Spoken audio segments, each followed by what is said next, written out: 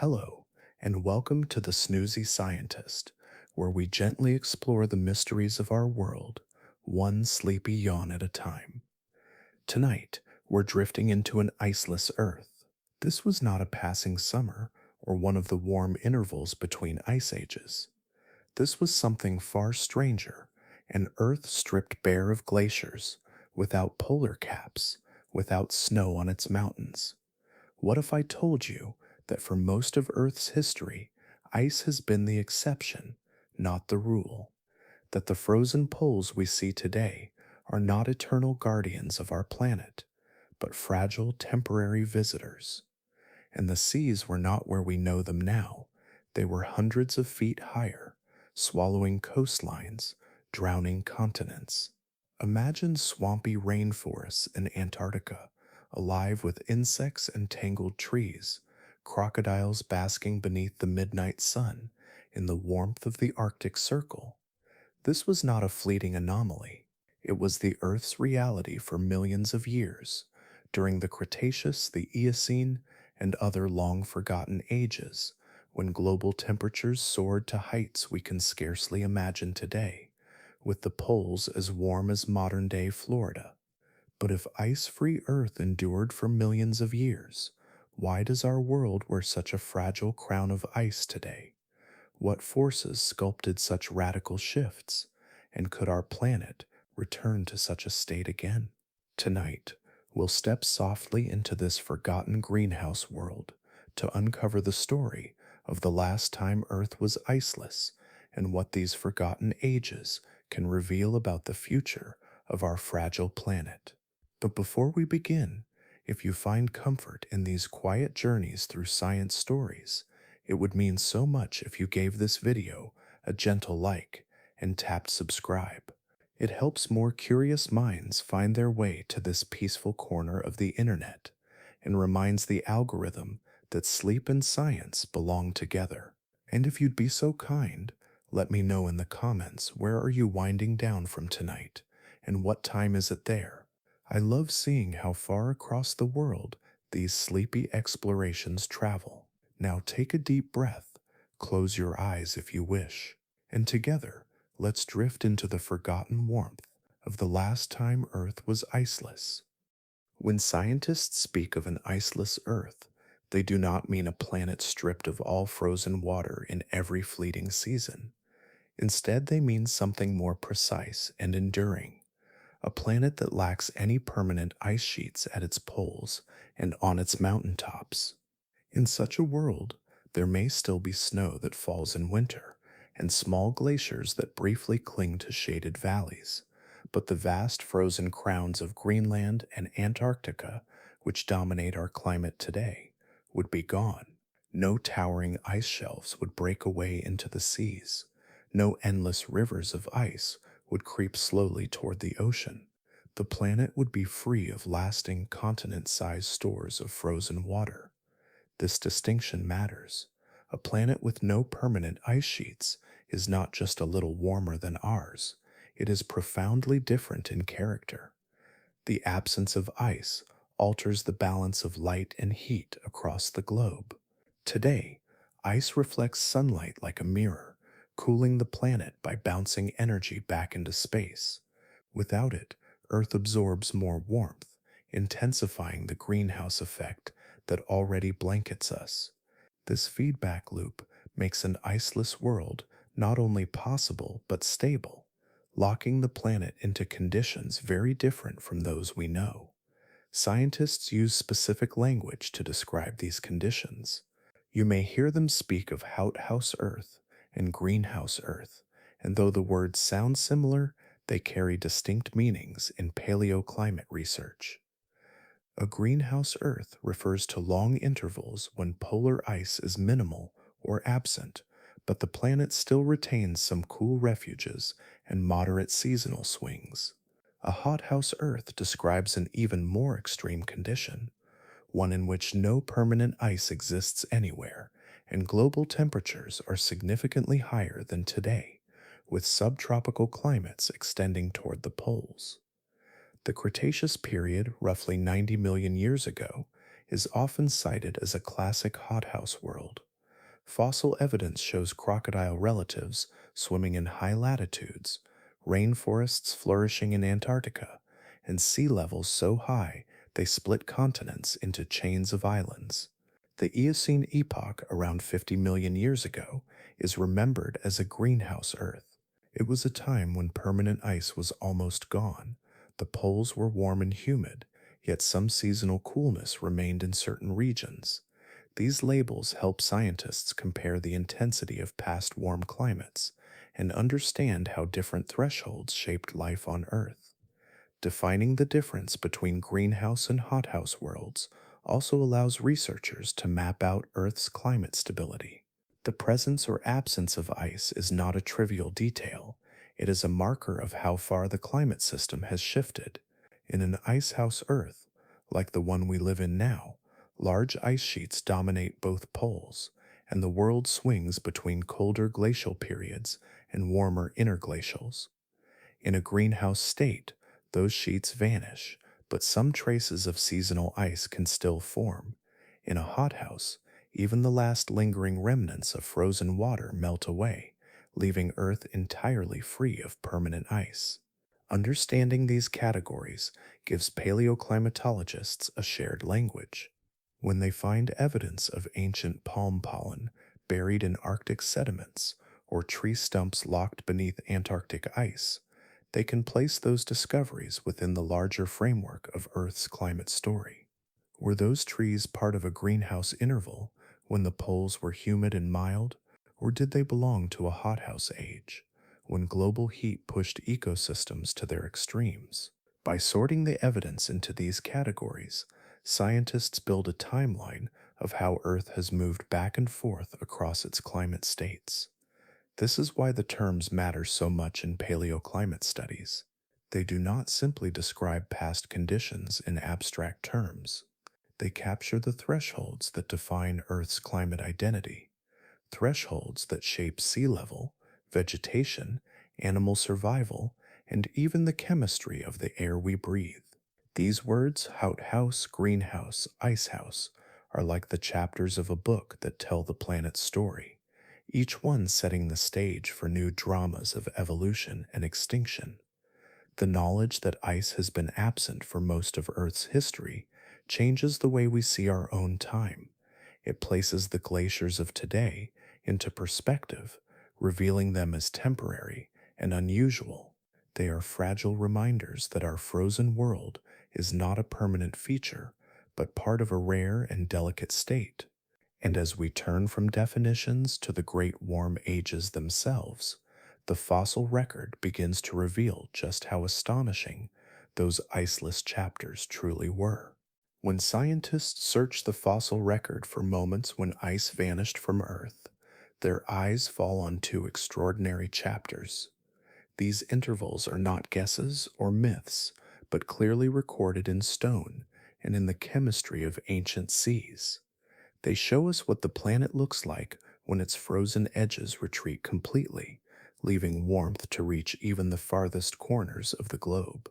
The first of these chapters unfolded during the late Cretaceous period, roughly 90 million years ago. It was an age when dinosaurs still flourished, and the seas were filled with great marine reptiles. What set this time apart was not only the diversity of life, but the climate that wrapped the planet. Geological clues reveal that global temperatures were far higher than in our own era. Even the polar regions were transformed into swampy landscapes filled with rivers and forests. Antarctica, now sealed under ice more than a mile thick, was warm, humid, and green. The seas of the Cretaceous did not simply lap against their familiar shores. They spread across the continents, filling low-lying basins and creating vast inland waterways. In what is now North America, a shallow sea cut the continent in two, stretching from the Gulf of Mexico deep into the Arctic. Its waters shimmered under a sun that no longer had to fight against reflective ice, and its depths carried the remains of marine life that tell scientists exactly how warm the oceans once were. The stability of this warmth is one of its most striking features. The Cretaceous hothouse did not come and go in a blink. For tens of millions of years, the Earth remained in this state, its climate system holding steady under high levels of greenhouse gases. The creatures of this world did not merely endure the heat, they flourished within it, adapting to new environments and filling every available niche. Giant reptiles hunted in the seas, corals grew across broad tropical shelves, and dinosaurs evolved into forms both massive and delicate. Much later in Earth's story came another remarkable warm age, the Eocene epoch, which began around 50 million years ago. By this time, the age of dinosaurs had ended, replaced by a new caste of mammals spreading rapidly across the continents. The Eocene world revealed that Earth could still tip into iceless conditions, even after so much had changed in its ecosystems. The evidence is vivid. In the far north, fossilized leaves show that broad forests once grew in places now buried under permafrost. In the Canadian Arctic, the remains of turtles and crocodile relatives point to swamps fed by seasonal rains, lit by months of midnight sun. Antarctica again was cloaked in greenery, home to insects and flowering plants that adapted to strange cycles of light and darkness. The warmth of the Eocene touched every part of the planet, erasing the familiar pattern of icy poles and temperate mid-latitudes. Unlike the steady climate of the Cretaceous, the Eocene greenhouse world carried with it sudden pulses of heat.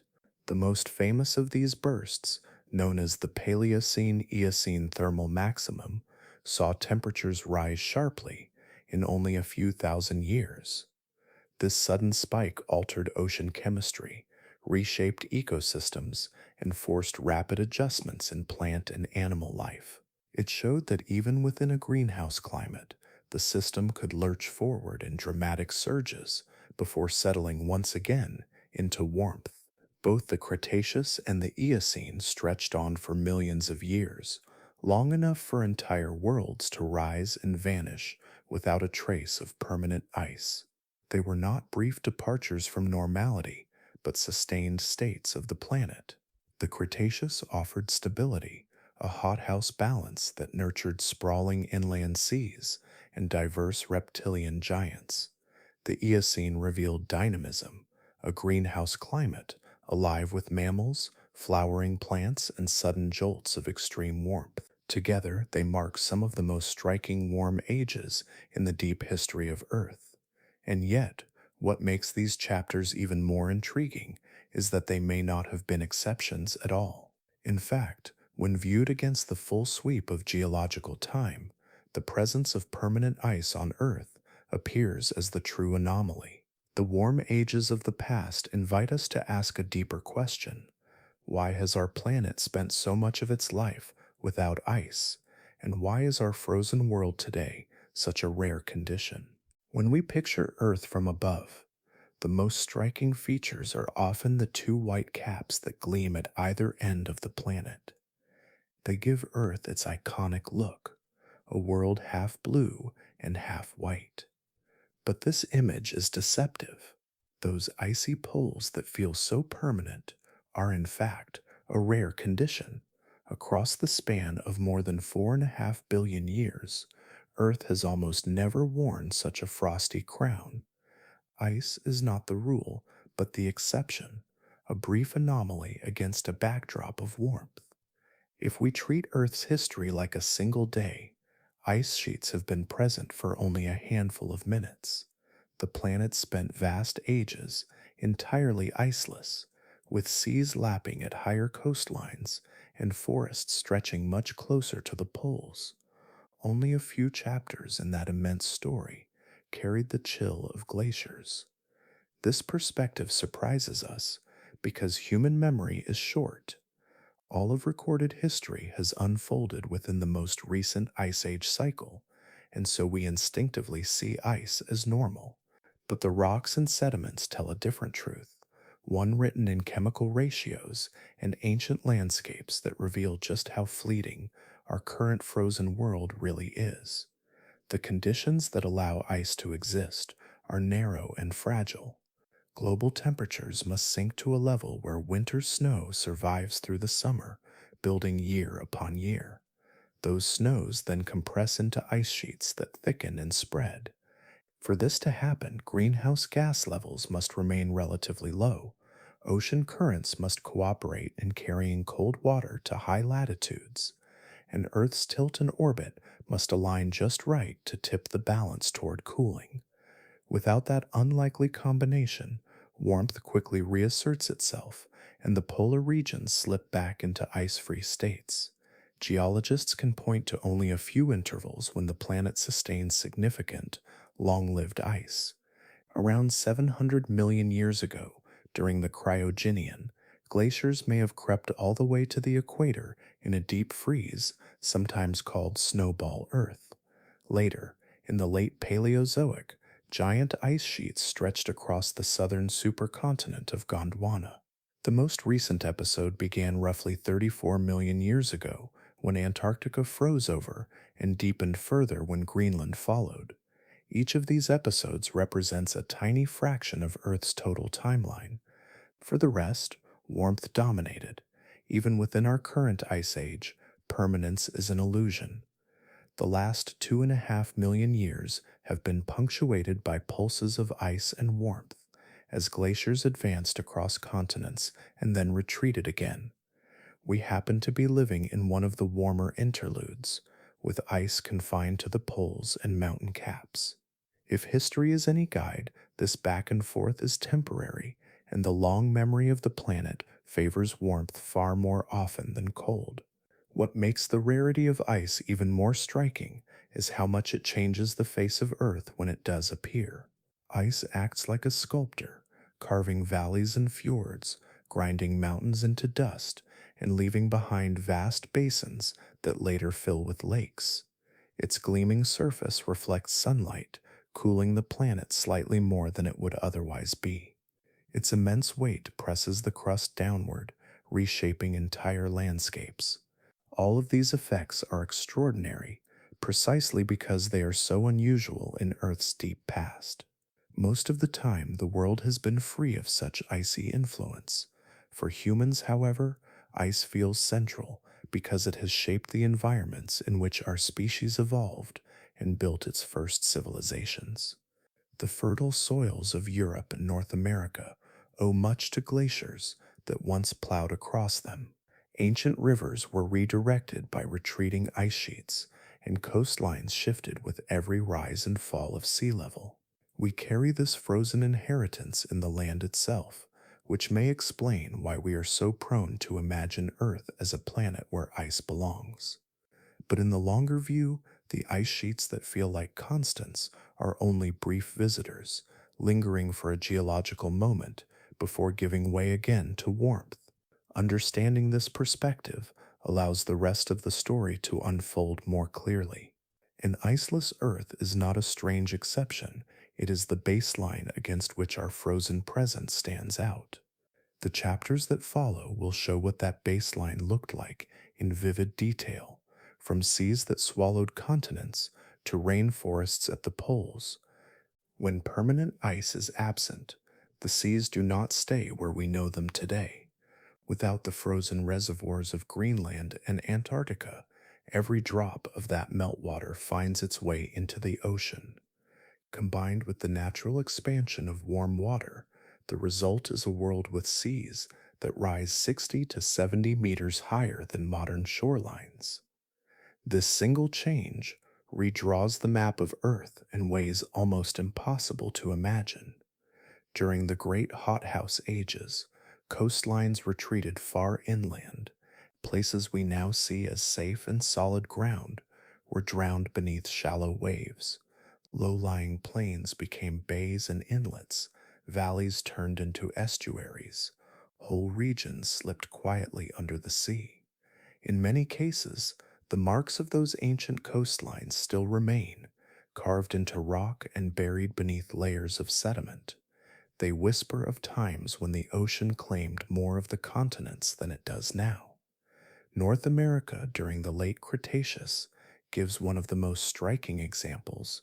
Instead of stretching unbroken from coast to coast, the continent was cut in two by a vast inland sea, known to geologists as the Western Interior Seaway.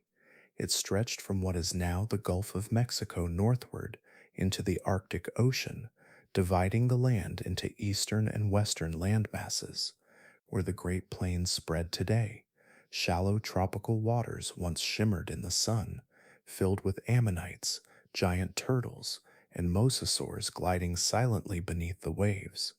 Dinosaurs that roamed the shore would have seen the horizon broken, not by distant mountains, but by endless water.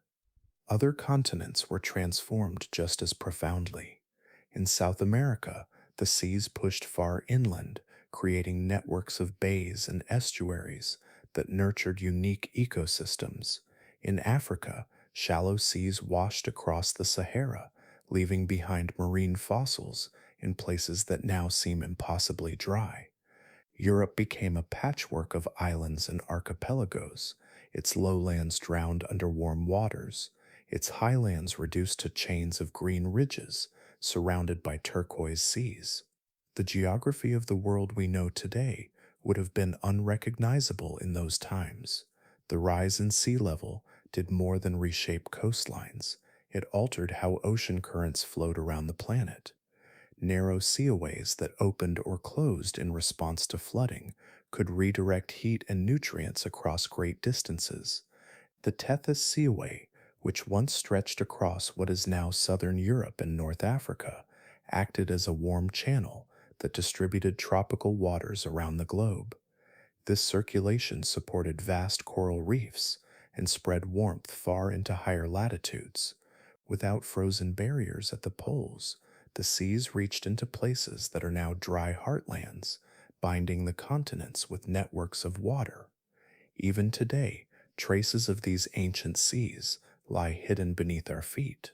Buried deep under farmland and prairie, sediments of chalk, limestone, and shale preserve the memory of oceans that once covered the land.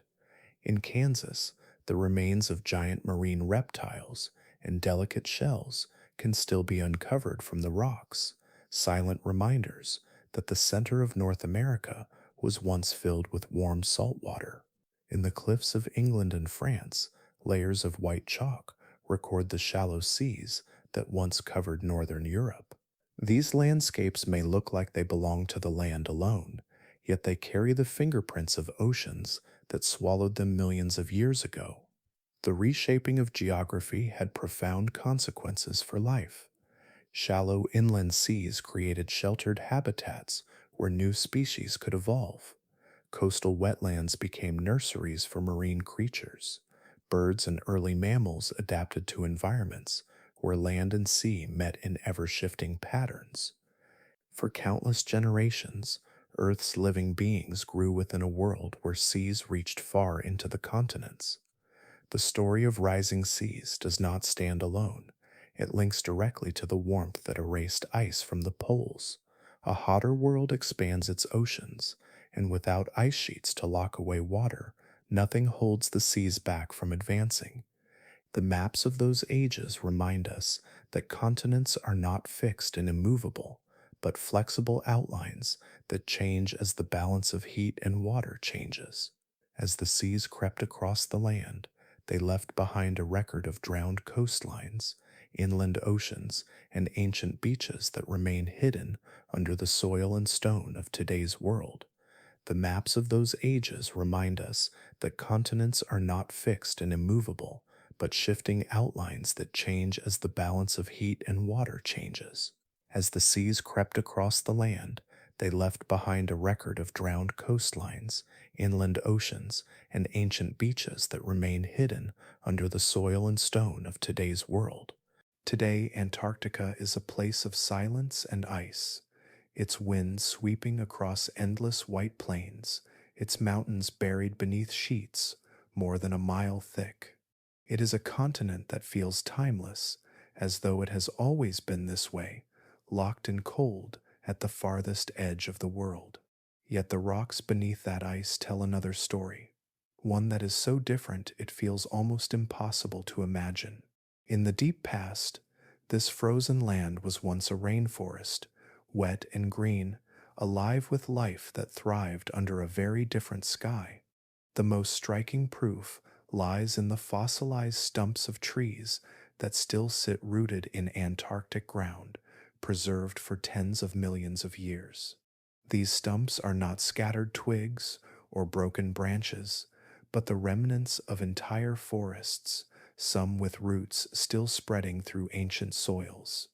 They tell us that vast stands of trees once grew here, rising into canopies that caught the light of long summer days and endured the strange darkness of polar winters. The very idea that such forests once covered Antarctica shifts how we think about the continent, replacing glaciers and barren rock with ferns, conifers, and flowering plants. Coal beds add another layer of evidence. Coal is formed from the compressed remains of dense vegetation that accumulates in swamps and wet forests. In Antarctica, seams of coal stretch across areas that are now entombed beneath hundreds of meters of ice. These black layers, buried in the rock, reveal that the continent once supported thriving wetlands, thick with trees and plants that lived, died, and fell into waterlogged ground, slowly turning into fuel for the future. The very presence of coal in Antarctica is a reminder that this place, now the coldest on Earth, was once fertile enough to produce the lush forests we associate with tropical and temperate lands. The plants and animals that inhabited this polar rainforest faced challenges unlike those anywhere else. The unique tilt of Earth meant that parts of Antarctica spent months bathed in sunlight, followed by months of darkness. Fossil leaves show adaptations to this cycle, with growth patterns designed to capture the burst of summer light before enduring the long winter night. Some leaves are preserved in exquisite detail, their veins and edges still visible as if they had fallen only yesterday.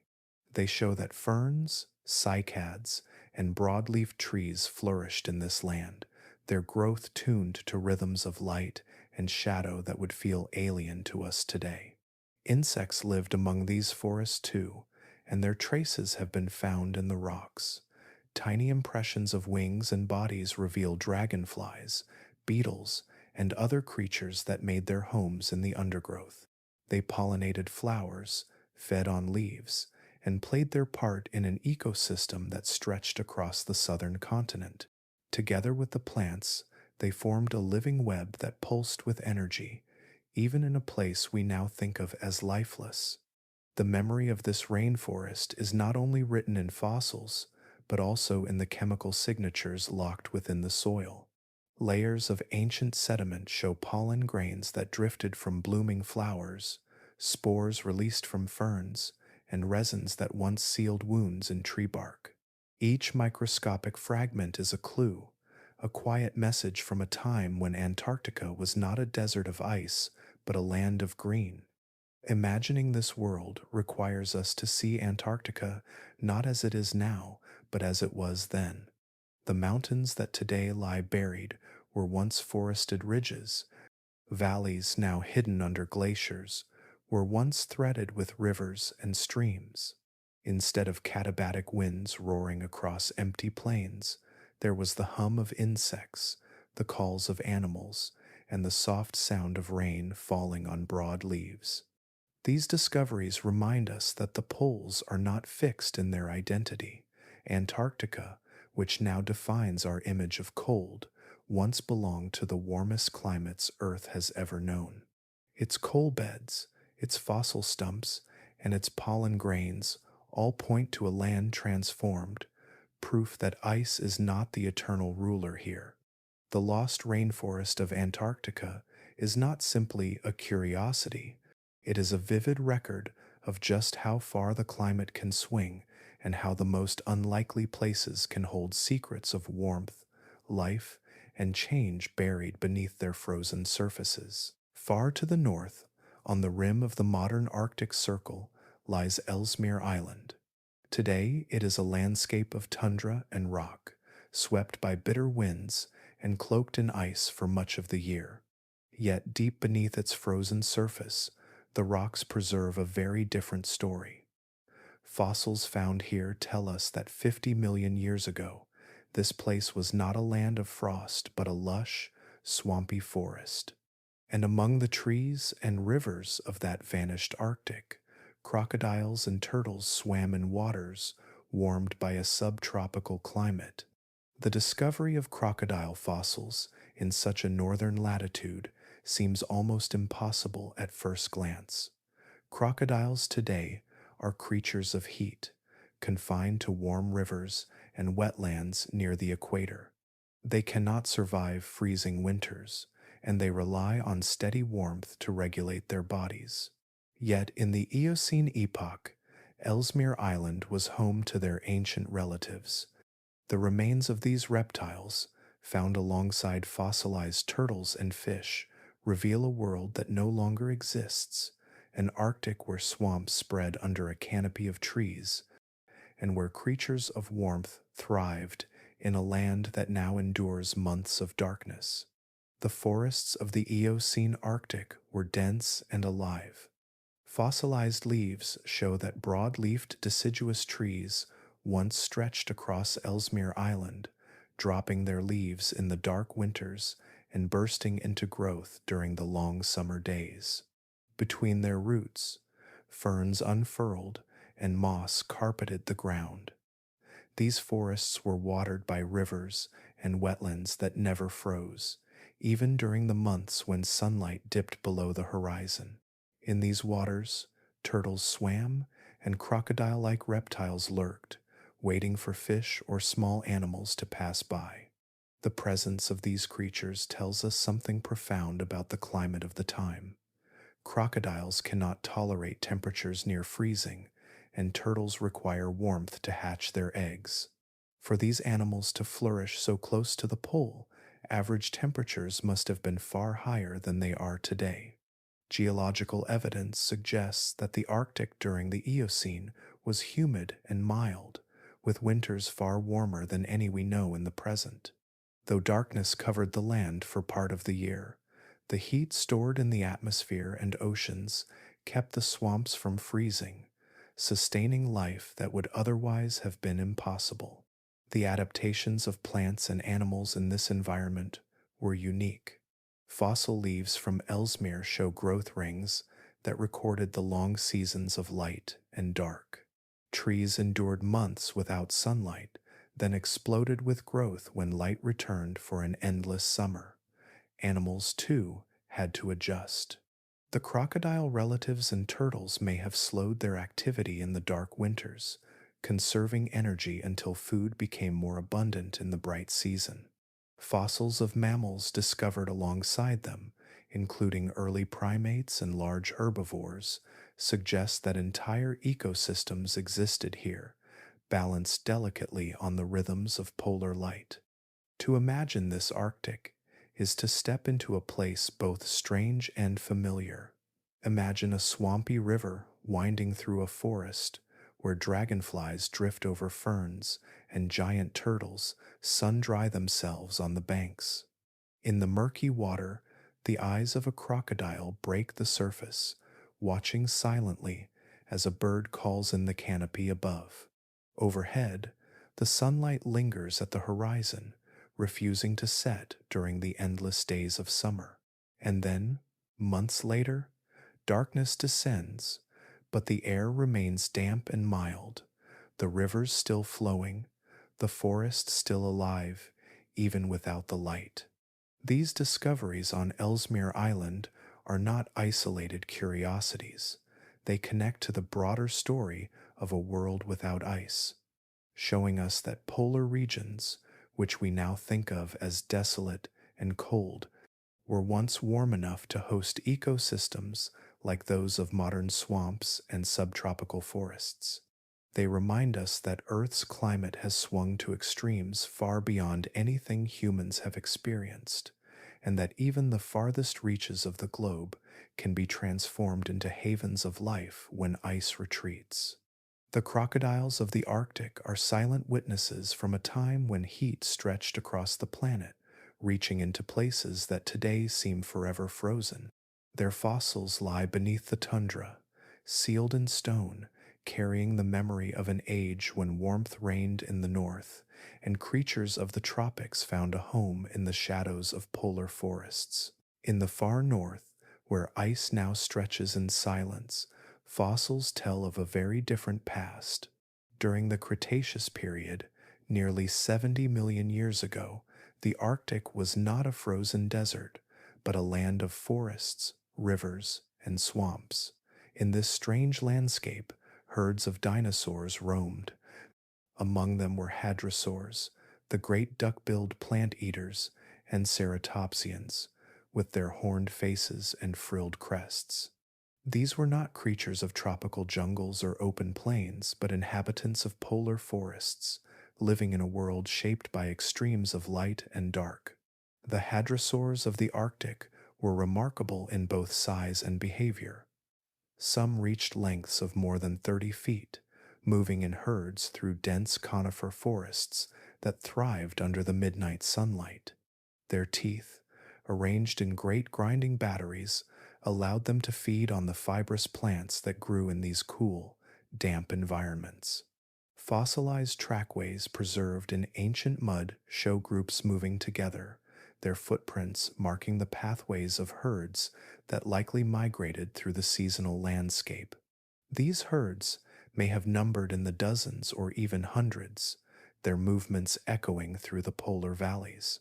Alongside them lived ceratopsians, smaller in number but no less striking, with horns rising from their faces and ornate frills shielding their necks.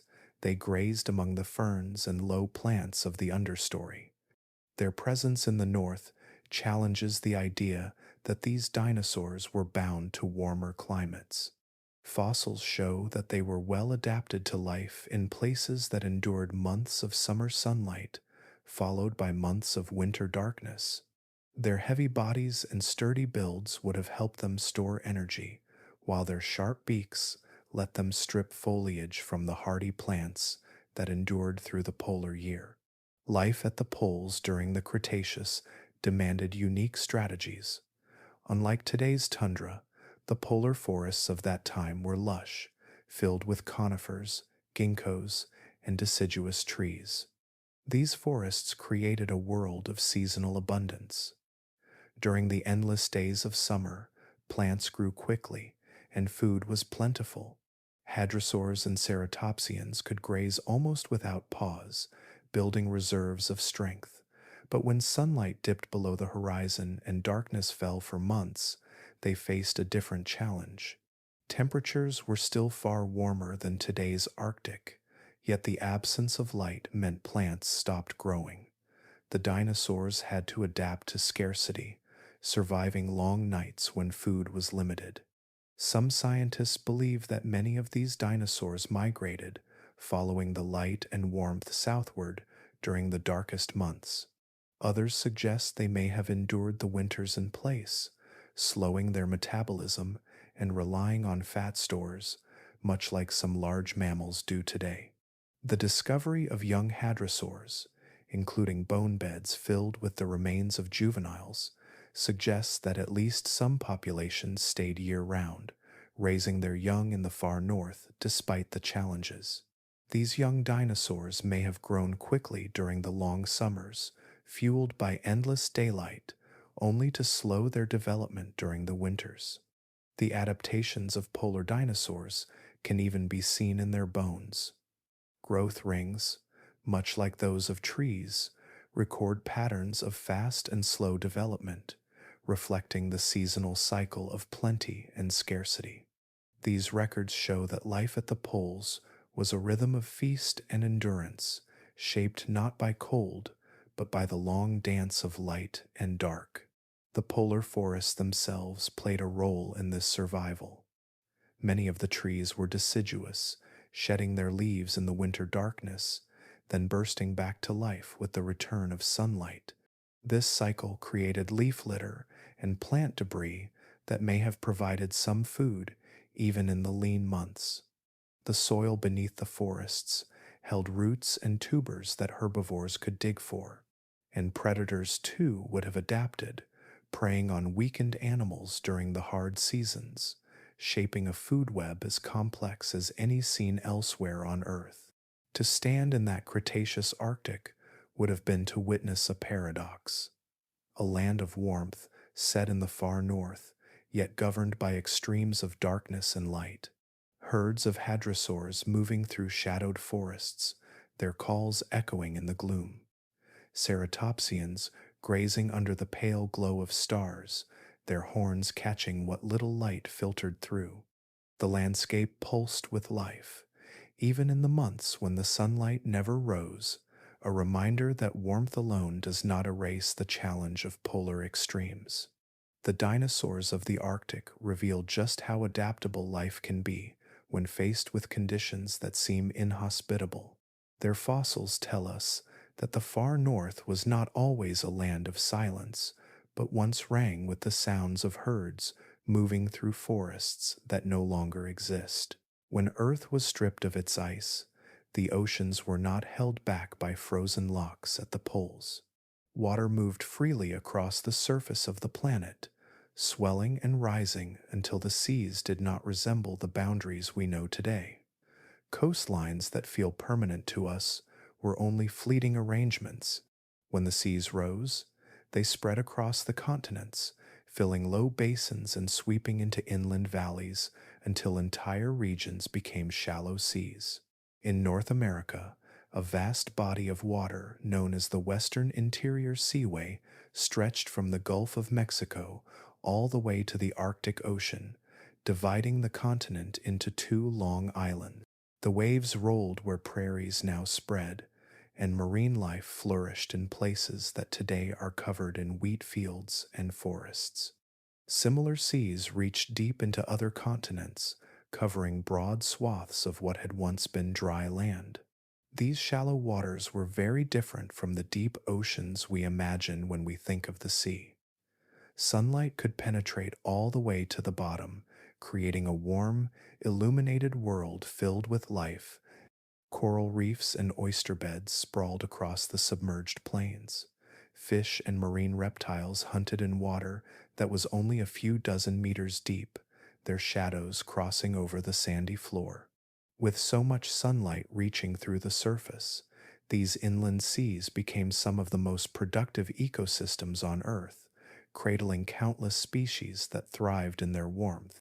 The tropical conditions of an iceless Earth did not stop at the equator. Warm waters extended toward the poles, reaching latitudes that today are locked in ice. In what is now the Arctic Ocean, water temperatures in some periods may have been closer to those of modern subtropical seas. Fossils of plankton and microscopic algae found in sediments show that these high latitudes supported blooms of life, usually restricted to warmer climates. Farther south, the seas wrapped around continents in wide belts of heat, blurring the lines between equatorial tropics and polar extremes. Instead of a sharp gradient from warm to cold, the planet was wrapped in bands of warmth that reached from pole to pole. Without the anchoring presence of polar ice, the very behavior of the oceans changed.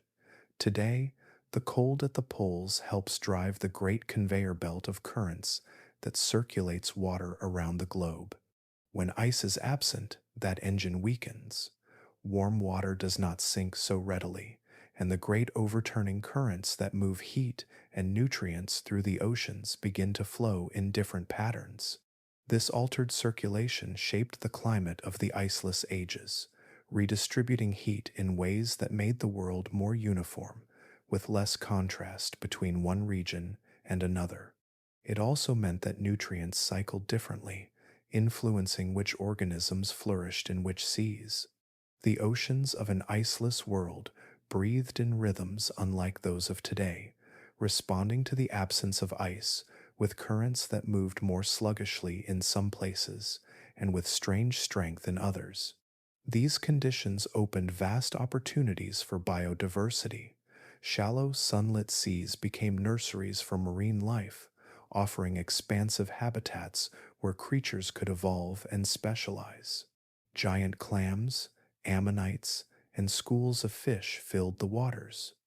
Mosasaurs and other great predators patrolled the seaways, ruling ecosystems that sprawled across what is now the heartland of continents. Fossil beds left behind in these ancient seaways are among the richest paleontological treasures we have today, filled with bones and shells that speak of a time when inland oceans teemed with life. The sheer spread of shallow seas during these iceless periods gave life the room to diversify and radiate in ways that were not possible when seas were smaller and coastlines more confined. The oceans of an iceless Earth were both vast and intimate, covering immense areas of the globe while remaining shallow enough for light and warmth to shape every corner. They were seas that erased the boundaries of continents, that softened the harshness of latitude, and that created ecosystems of abundance across the face of the planet. In the warm and shallow oceans of an iceless Earth, life reached astonishing sizes. The seas did not only host coral reefs and schools of fish, they were patrolled by giants, creatures so large and powerful that they ruled entire ecosystems. When ice was absent from the poles, warmth spread across the world and filled the seas with nutrients, creating vast food chains that could sustain enormous predators. These waters became the stage for some of the most formidable animals that have ever lived. Among the greatest were the mosasaurs. These marine reptiles were distant relatives of lizards, yet in the water they became leviathans. Some stretched more than 50 feet from snout to tail. Their bodies were long and muscular, their jaws lined with sharp teeth that could crush bone or shear flesh with ease. Fossils reveal that mosasaurs had double-hinged jaws, allowing them to swallow prey almost as large as themselves. Imagine a predator with the sleek body of a monitor lizard, scaled up to the size of a bus, gliding silently through shallow seas that once covered the continents. When they struck, they did so with explosive force, turning the warm oceans into hunting grounds filled with sudden violence. Sharing these waters were ammonites, coiled-shelled relatives of modern squids and octopuses. Their spiral shells, sometimes as wide as a human body, drifted like ornaments in the sea. They floated in vast numbers, their tentacles reaching from their shells to snatch plankton and small fish. Though they were not predators on the scale of mosasaurs, their abundance made them vital to the food chain. They were both hunters and prey, feeding on smaller life while becoming a staple meal for reptiles, fish, and even other mollusks. The sheer variety of their shells, decorated with ridges, curves, and patterns, shows how adaptable they were to the shifting conditions of the warm oceans.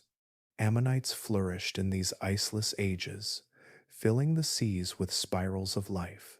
The apex hunters, however, were not limited to mosasaurs. Giant fish prowled the waters, their armored bodies moving like shadows beneath the waves. Sharks, too, were abundant, some growing to lengths that rivaled small boats. The food chains of these oceans stacked layer upon layer, from plankton to small fish, from ammonites to mid-sized predators, and finally to colossal reptiles and sharks at the top. Warmth gave energy to every step in this chain, allowing more creatures to live, breed, and feed than in colder seas. Without ice locking water away, shallow seas spread widely, and with them came ecosystems of staggering richness. The giants thrived because the oceans of these ages were generous. Warm waters held less oxygen than cold ones, but they also encouraged productivity in shallow coastal zones. Sunlight reached far into the depths of the inland seas, powering photosynthesis in algae and seagrasses. These plants and microorganisms formed the base of vast webs of life. From them, energy flowed upward into schools of fish, then into reptiles, mollusks, and sharks. The balance of predator and prey could support animals of incredible size, and it did so for millions of years. It is difficult to picture the scale of these giants without setting them against something familiar.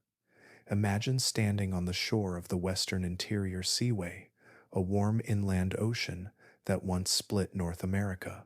The water before you ripples in the sunlight, but beneath the surface an ammonite drifts, its shell gleaming in spirals of pale color. Farther out, a mosasaur glides, its shadow stretching across the sandy bottom. It turns sharply, jaws opening wide, and in an instant the ammonite is gone, pulled into darkness. In those same waters, massive fish swim past in schools, and somewhere deeper, a shark circles with patience, waiting for its own chance to strike. These oceans were alive with giants, every layer filled with motion and risk. The iceless seas gave life the room to grow large. With warmth and light stretching across the globe, there was no shortage of energy to fuel ecosystems of abundance. The predators at the top of these food chains could grow colossal because the seas beneath them were filled with life in every size and shape. The fossils of mosasaurs, ammonites, and their companions are not just remnants of individual creatures. They are fragments of an entire world, one where Earth's oceans were generous enough to sustain giants on a scale we can scarcely imagine today. To imagine an Earth without ice, it is not enough to picture the seas rising or forests covering the poles. The very air itself was different, carrying a weight and character that would feel unfamiliar to anyone alive today. The atmosphere of those iceless ages was thick with carbon dioxide, not just a little higher than in modern times, but in some epochs as much as 3 to 10 times greater than what fills our skies now. This invisible gas wrapped the planet like a blanket, trapping warmth, softening the contrast between seasons, and fueling a climate that could keep crocodiles in the Arctic and rainforests in Antarctica. The high levels of carbon dioxide were not uniform through all history, but in the Cretaceous and Eocene they soared. Volcanic activity, tectonic shifts, and the slow release of gases from Earth's crust added to the atmosphere in ways that far outweighed the cooling forces of weathering and burial. The result was an atmosphere rich in carbon, creating not only heat, but also a very different balance for the life that breathed beneath it. Plants, perhaps more than any other form of life, were shaped by this air. Fossil leaves from those warm ages carry delicate imprints of their stomata, the tiny pores through which plants breathe. By counting these pores, scientists can estimate how much carbon dioxide filled the sky. In times of abundance, plants needed fewer stomata to draw in what they required, so their leaves show fewer openings. These patterns reveal that the forests of the iceless world were adapted to an atmosphere far richer in carbon dioxide than our own. For the plants, this meant an easier flow of energy. They grew dense and vigorous, their leaves broad, their canopies thick, their roots weaving into dark soils. The abundance of plant matter in turn supported insects, mammals, reptiles, and the dinosaurs that roamed in the warmth. The air also carried a particular quality that is difficult to capture in numbers alone. With so much carbon dioxide and with temperatures higher across the globe, humidity levels were often elevated. Fossil evidence points to vast swamps and wetlands, to forests that thrived in damp conditions, and to skies that could hold great volumes of moisture. To stand in such a world would likely have felt heavy, the air thick and humid, clinging to the skin, wrapping life in a warm embrace that rarely loosened. Rainfall would have been common, cycling water quickly through the skies and back to the surface, feeding rivers that snaked through forests and seas that spread across continents. Alongside carbon dioxide, the balance of oxygen shifted as well. While oxygen levels did not always climb as high as in some earlier ages of Earth, they were enough to sustain a diversity of large animals in both sea and land. The interplay between carbon and oxygen shaped how fire spread across the landscape, how animals breathed, and how ecosystems functioned. In some periods, oxygen may have dipped lower than what we know today, forcing animals to adapt with slower metabolisms or larger lungs. In others, it rose higher, supporting the bursts of activity and size that we see recorded in fossil bones. The skies of an iceless Earth must have looked and felt different. Without polar ice to drive sharp temperature contrasts, the atmosphere was less turbulent in some ways, yet filled with clouds that built over warm seas and rained heavily across continents. Dust and aerosols from active volcanoes added color to sunsets, scattering light into brilliant shades. The smell of the air, the feel of its weight, the shimmer of its moisture, all of these would have marked the world as unfamiliar to modern senses. The very air that wrapped Earth in those ages was not simply a background, it was an active force, shaping plants, animals, oceans, and climate in every direction.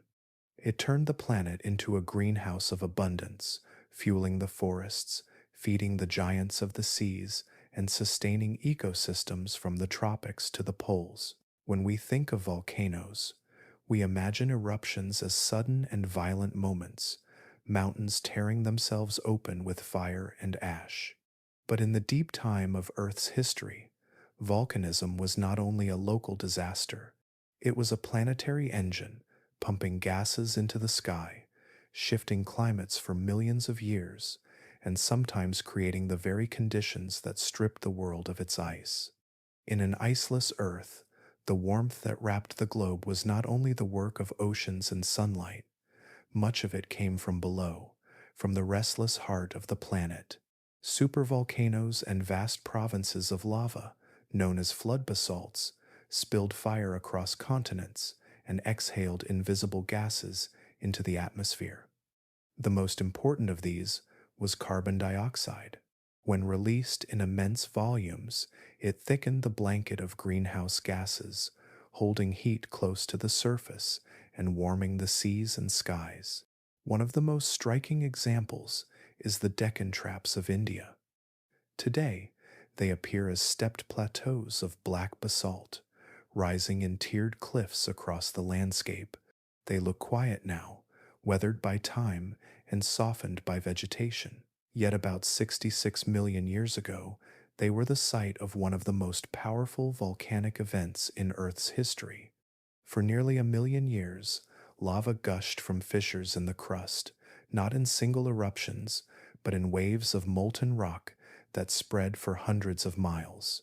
By the time the eruptions ended, the lava covered an area larger than modern France, piled in layers several kilometers thick.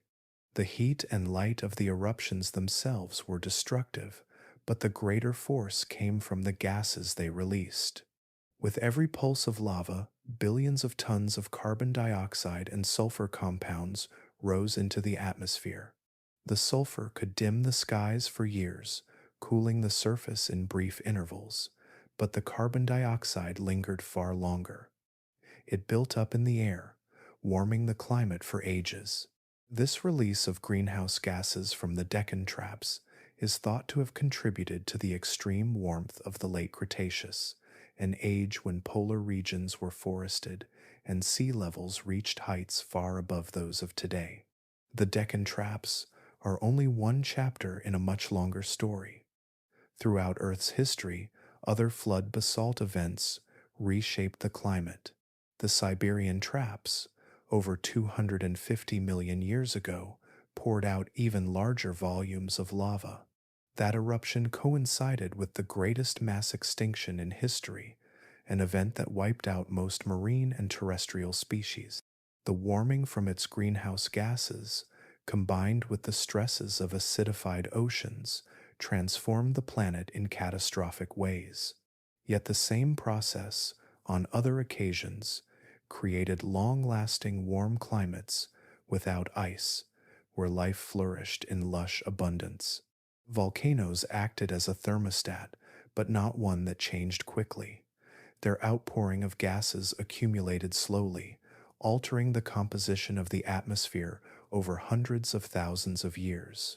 Once carbon dioxide filled the sky, it could take millions of years for natural processes like rock weathering to draw it back down. This imbalance explains why warm, iceless ages often stretched for vast spans of time. They were not brief flickers, but long eras, sustained by the steady breath of the earth itself. Volcanism did more than add heat. It changed the chemistry of the oceans, feeding them with nutrients carried by volcanic ash and dissolved from new rocks. Iron and phosphorus washed into the seas, sparking blooms of plankton that captured carbon in their shells. These processes tied the deep interior of the planet to the living skin at its surface, linking eruptions to ecosystems in intricate and lasting ways. To stand in the presence of such forces is to glimpse Earth as a restless organism. Mountains rose in fire, skies dimmed with ash, and the atmosphere thickened with invisible gases. Slowly, these changes accumulated until the ice melted from the poles, and the planet basked in a greenhouse warmth. The iceless Earth was not only a product of sunlight and seas, but also of the deep rumblings beneath our feet, the slow and steady work of volcanoes that breathed heat into the sky. The warmth of an iceless Earth was not caused only by gases in the sky or fire from the deep interior.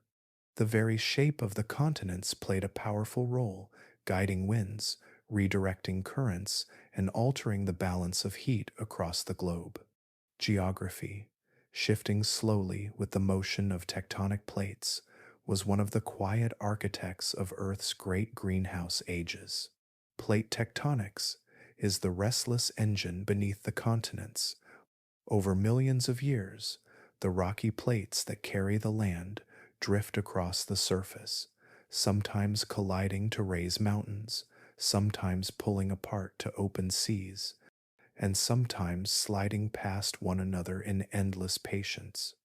These movements can feel glacially slow when measured against a human lifetime, yet across the long arc of geologic time, they redraw the map of the planet again and again. In the warm ages when Earth was free of ice, the position of these plates helped determine how heat was stored and spread. One of the most important features in this story was the Tethys Seaway. This great body of water stretched across the tropics for much of the Mesozoic and early Cenozoic eras, lying between the northern and southern continents. Its waters formed a wide band of ocean that absorbed sunlight and circulated warmth across the globe. Currents flowing through the Tethys carried heat from the equator toward the poles, evening out temperatures and sustaining the mild climates that allowed crocodiles, turtles, and even dinosaurs to thrive far from the equator. When continents are clustered near the poles, they can act as anchors for ice sheets. Snow can accumulate on the land, and ice can expand outward into seas. But when land is spread across the tropics, with wide oceans encircling the poles, ice struggles to gain a foothold. In the ages when Antarctica and Greenland were not yet isolated at high latitudes, and when the Tethys carried warmth like a great artery of the planet, Earth's geography resisted the spread of permanent ice. The arrangement of continents also affected how oceans breathed. Today, the presence of narrow passages at the poles, such as the Drake Passage near Antarctica, helps drive strong currents like the Antarctic Circumpolar Current. This isolates the southern continent, locking it in cold and reinforcing the grip of its glaciers. In the greenhouse ages, when such passages were not yet open, currents flowed differently. Warm water could wash freely toward the poles, keeping them humid and mild. Without those cold circulations to build ice, the planet remained in its hothouse state. Mountains raised by collisions of tectonic plates also shaped climate, though not always by cooling. During the warmest ages, mountain ranges helped channel winds and rainfall, creating varied environments across the continents. Later in Earth's history, as great ranges like the Himalayas and Andes rose, they began to draw carbon dioxide from the atmosphere through the slow chemical weathering of rock. That process contributed to cooling and the eventual return of ice. But in the earlier iceless epochs, before these mountains had fully risen, the absence of that powerful cooling mechanism allowed greenhouse conditions to persist. It is striking to imagine how geography could tilt the planet toward warmth or cold simply by shifting the placement of land and sea. A shallow inland ocean across North America could split a continent in two. A wide tropical seaway could deliver heat to distant poles. A mountain range could capture winds and rains, altering the cycles of erosion and growth. Each change rippled through the climate system, sometimes gently, sometimes with dramatic consequences. The continents never rested.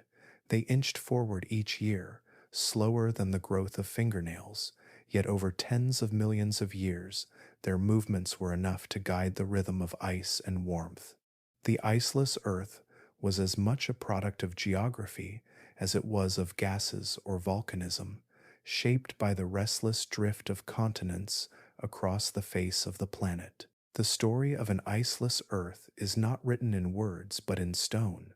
Rocks, shells, and grains of pollen hold within them the memory of worlds long gone, and scientists have learned to read those memories with patient care. To uncover the warmth of ancient ages, they turn to the smallest of clues, invisible to the eye, yet powerful enough to reveal temperatures, forests, and oceans that vanished tens of millions of years ago. One of the most important tools is the study of isotopes locked in shells and limestone.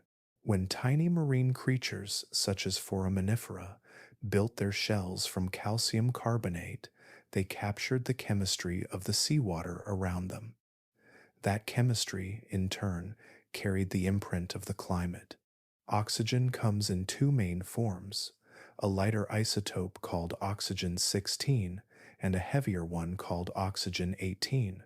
The ratio of these isotopes shifts with temperature and with the amount of ice on the planet.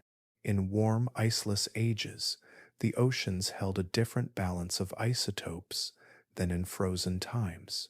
By measuring the oxygen in ancient shells, scientists can reconstruct the temperatures of seas that existed tens of millions of years ago.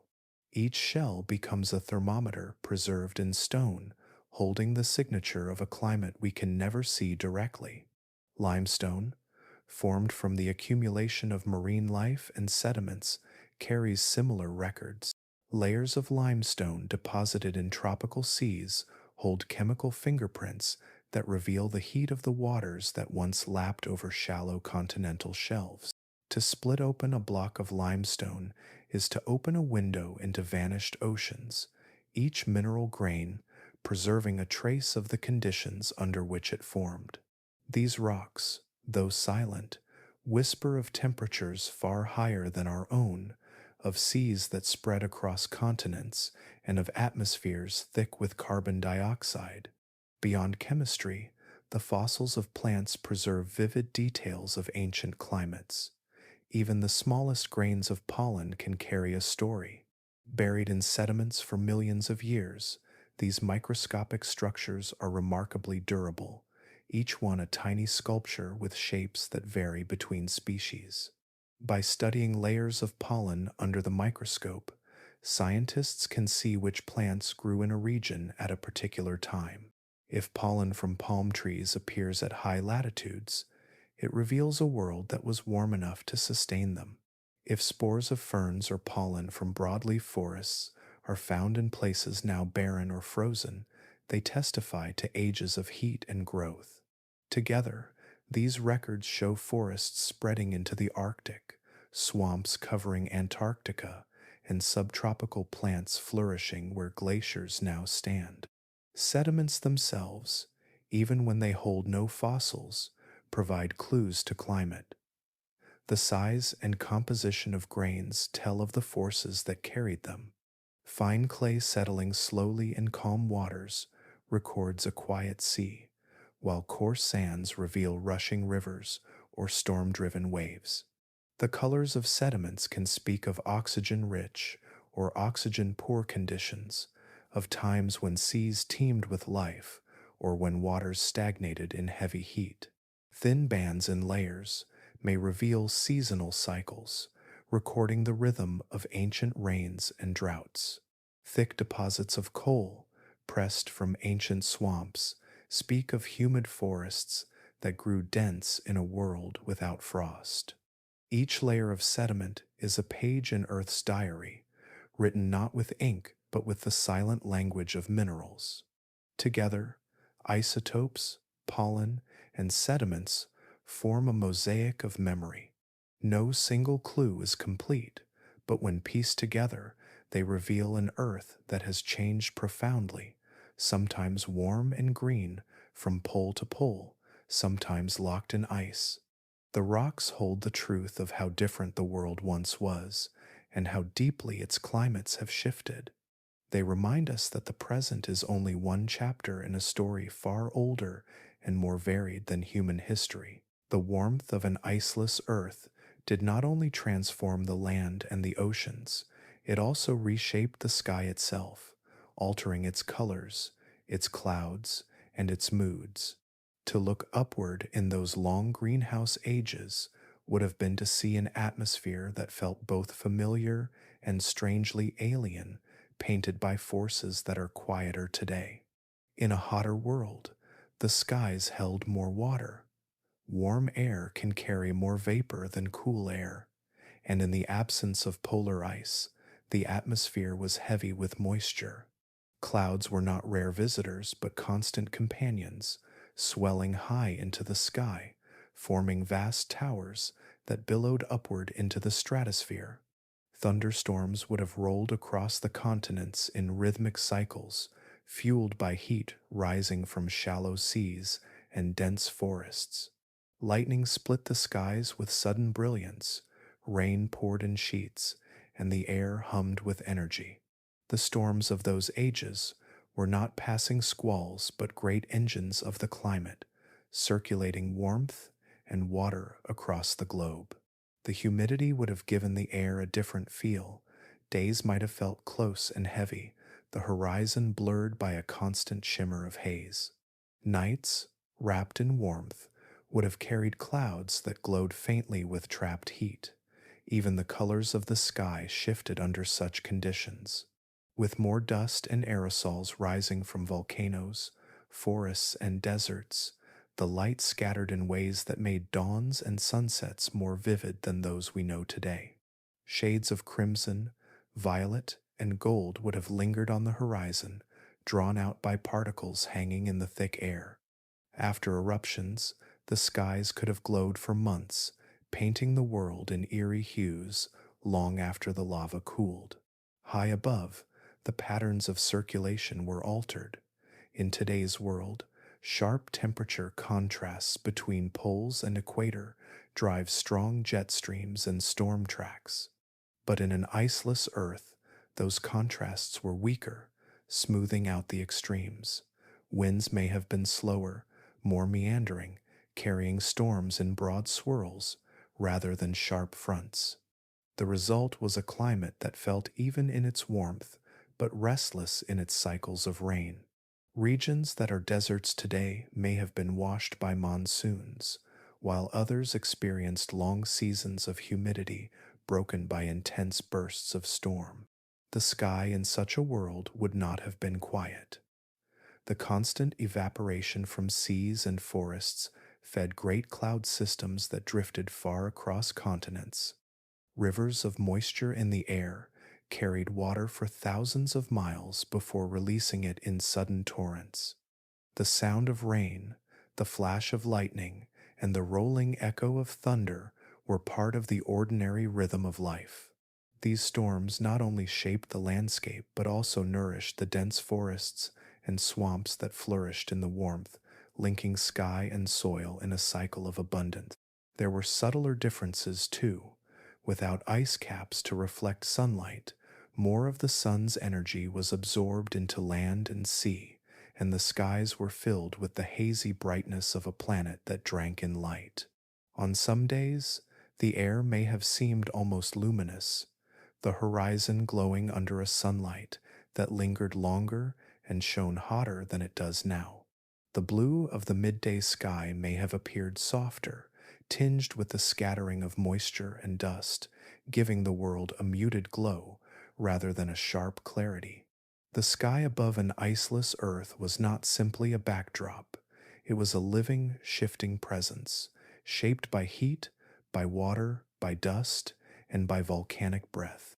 It painted the world with strange colors, filled it with storms of immense power, and wrapped the planet in a cloak of humidity that touched every forest, swamp, and sea.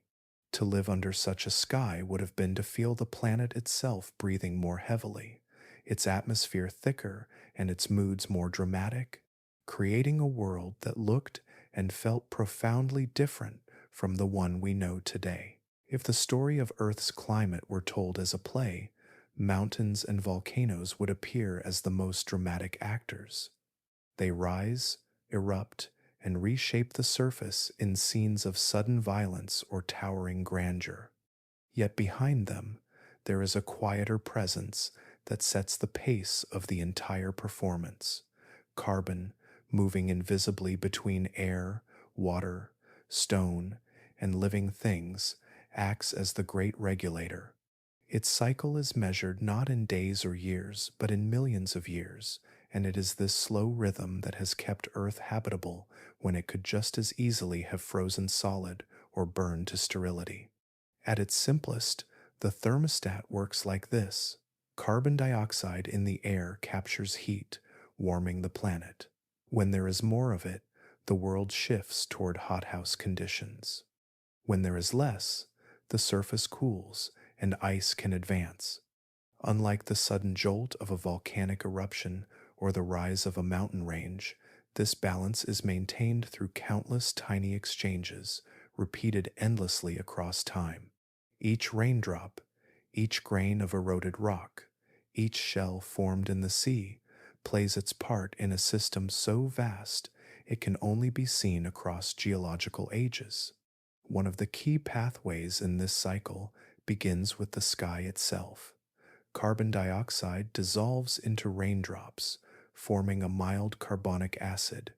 When this rain falls across bare stone, it reacts with minerals in the rock, releasing ions that rivers carry to the oceans. With every rainfall and every trickling stream, a little more carbon is drawn down from the atmosphere. Once the dissolved carbon reaches the sea, it becomes the raw material for life. Tiny organisms, from plankton to shell-building invertebrates, use it to create skeletons and shells of calcium carbonate. When they die, their remains sink and slowly accumulate on the ocean floor. Over time, pressure and chemistry transform those remains into thick layers of limestone, locking the carbon back into stone where it may rest for millions of years. This weathering burial pathway is Earth's great cooling mechanism. It is a natural drain that pulls carbon from the atmosphere and hides it in rock, but the system is not one way. Carbon is constantly recycled, finding paths back into the air. Deep beneath the surface, subduction zones drag ancient seabeds down into the mantle. There, heat melts the rock, releasing stored carbon. When volcanoes erupt or when tectonic fractures allow gases to escape, carbon returns to the atmosphere. Even if no individual eruption is mentioned, this deep exhalation of the planet is steady, an endless counterpoint to the quiet absorption of carbon by weathering. Seen this way, the carbon cycle is a seesaw, but one that tips on a timescale far longer than human history. If weathering draws carbon faster than volcanoes release it, The atmosphere thins, the greenhouse effect weakens, and ice becomes more likely to spread. If volcanic outgassing and other sources exceed the rate of removal, carbon builds up, the sky grows thicker with heat trapping gas, and warmth spreads toward the poles. What matters is not any single event, but the balance between input and removal, a balance that has shifted slowly over Earth's history. It is this quiet thermostat that explains why Earth has never remained in extremes forever. Even during the frozen vastness of snowball Earth, the cycle continued to operate. Ice may have covered the surface, but volcanoes beneath still breathed out carbon dioxide, allowing it to accumulate in the air until enough heat returned to melt the ice. The opposite is also true. In the Great Warm Ages, when crocodile relatives swam near the poles and tropical forests reached into high latitudes, weathering never stopped. Rain continued to fall, rivers continued to carry dissolved carbon to the sea, and little by little, the balance shifted back toward cooling. The beauty of this system lies in its patience. Unlike short-term shifts caused by ocean currents or orbital wobbles, the carbon cycle smooths the chaos of planetary climate across deep time. It explains why Earth has remained habitable for billions of years, despite the brightening of the sunlight and the upheavals of geology. By drawing down excess carbon or releasing it again when the balance tips too far, the thermostat keeps the planet from drifting into extremes from which it could not recover. Even now, the same cycle is in motion. Rain falls on stone, rivers carry minerals to the sea, tiny creatures weave shells, and volcanoes breathe carbon back into the sky. These exchanges may seem ordinary, but together they are the mechanism that has written the rhythm of warmth and cold across Earth's history. To see the poles frozen today is to witness just one side of this vast pendulum, one chapter in a story that carbon has been quietly guiding for almost all of time. For millions of years, Earth had known warmth. The poles had been cloaked in forests, the seas had risen high over continents, and life had flourished under skies rich with carbon dioxide. But nothing in Earth's story is permanent. Just as the thermostat of carbon had tilted the world toward heat, so too would it begin to tilt it back again. The first true hints of ice appeared in a place that today is buried in white silence, Antarctica. Around 34 million years ago, the southern continent began its slow transformation from swampy forests into a frozen desert. The change was not sudden, but it was profound. For much of the Eocene epoch, Antarctica had been a land of forests and wetlands, alive with plants and animals that thrived under long summers of light and mild winters. Then, as tectonic plates shifted, the continent drifted farther south, moving fully over the pole. Its isolation was deepened when new seaways opened around it. The most important of these was the Drake Passage between South America and Antarctica. Once this gap widened, it allowed the birth of the Antarctic Circumpolar Current, a powerful flow of water that circles the continent to this day. This current trapped Antarctica in its own system of cold seas, cutting it off from the warmth that had once flowed toward its shores. At the same time, the concentration of carbon dioxide in the atmosphere declined. The great uplift of the Himalayas and other mountain ranges increased weathering, drawing carbon from the sky more efficiently. Volcanoes were quieter than in earlier times, releasing less gas to replace what was being lost. With less carbon dioxide to trap heat, global temperatures began to cool. The warmth that had kept Antarctica green for so long ebbed away, and the first ice sheets began to form. The earliest Antarctic ice was not the continent-spanning sheet we know today. It likely began in high elevations, where snow lingered longer each year and compacted into glaciers. Over thousands of years, these glaciers expanded, flowing outward until they coalesced. As the ice grew, it reflected sunlight back into space, reinforcing the cooling. This feedback loop accelerated the transformation until large portions of the southern continent were buried in permanent ice for the first time in tens of millions of years. The oceans responded as well. Sea levels, which had been so high during the great greenhouse ages, began to fall as water locked itself away in growing ice sheets. Ancient shorelines shifted, exposing land that had been submerged for millions of years. Marine ecosystems adapted to the cooler waters, with some species vanishing and others evolving to thrive in the new conditions. Cold currents carried nutrients into the seas, fostering different patterns of life from those that had dominated the warm, shallow oceans of earlier ages. The beginning of the icehouse Earth was a turning point in planetary history. For the first time in tens of millions of years, Earth entered a climate where ice was not a temporary visitor but a permanent resident. Antarctica became the heart of this change, its glaciers creeping outward and setting the stage for a new kind of world. The lush forests that had once covered the land disappeared beneath snow and wind, leaving behind fossils and coal beds as silent witnesses of a warmer age. The animals that had thrived in swamps and wetlands either moved northward or vanished entirely, replaced by species adapted to the harsh cold. The cooling that began 34 million years ago did not stop with Antarctica. It marked the start of a broader trend that would eventually bring ice to the northern hemisphere as well. The Great Warm Ages had ended, and Earth stepped into a different rhythm, one where ice waxed and waned in cycles, sometimes retreating, sometimes advancing, but never vanishing completely.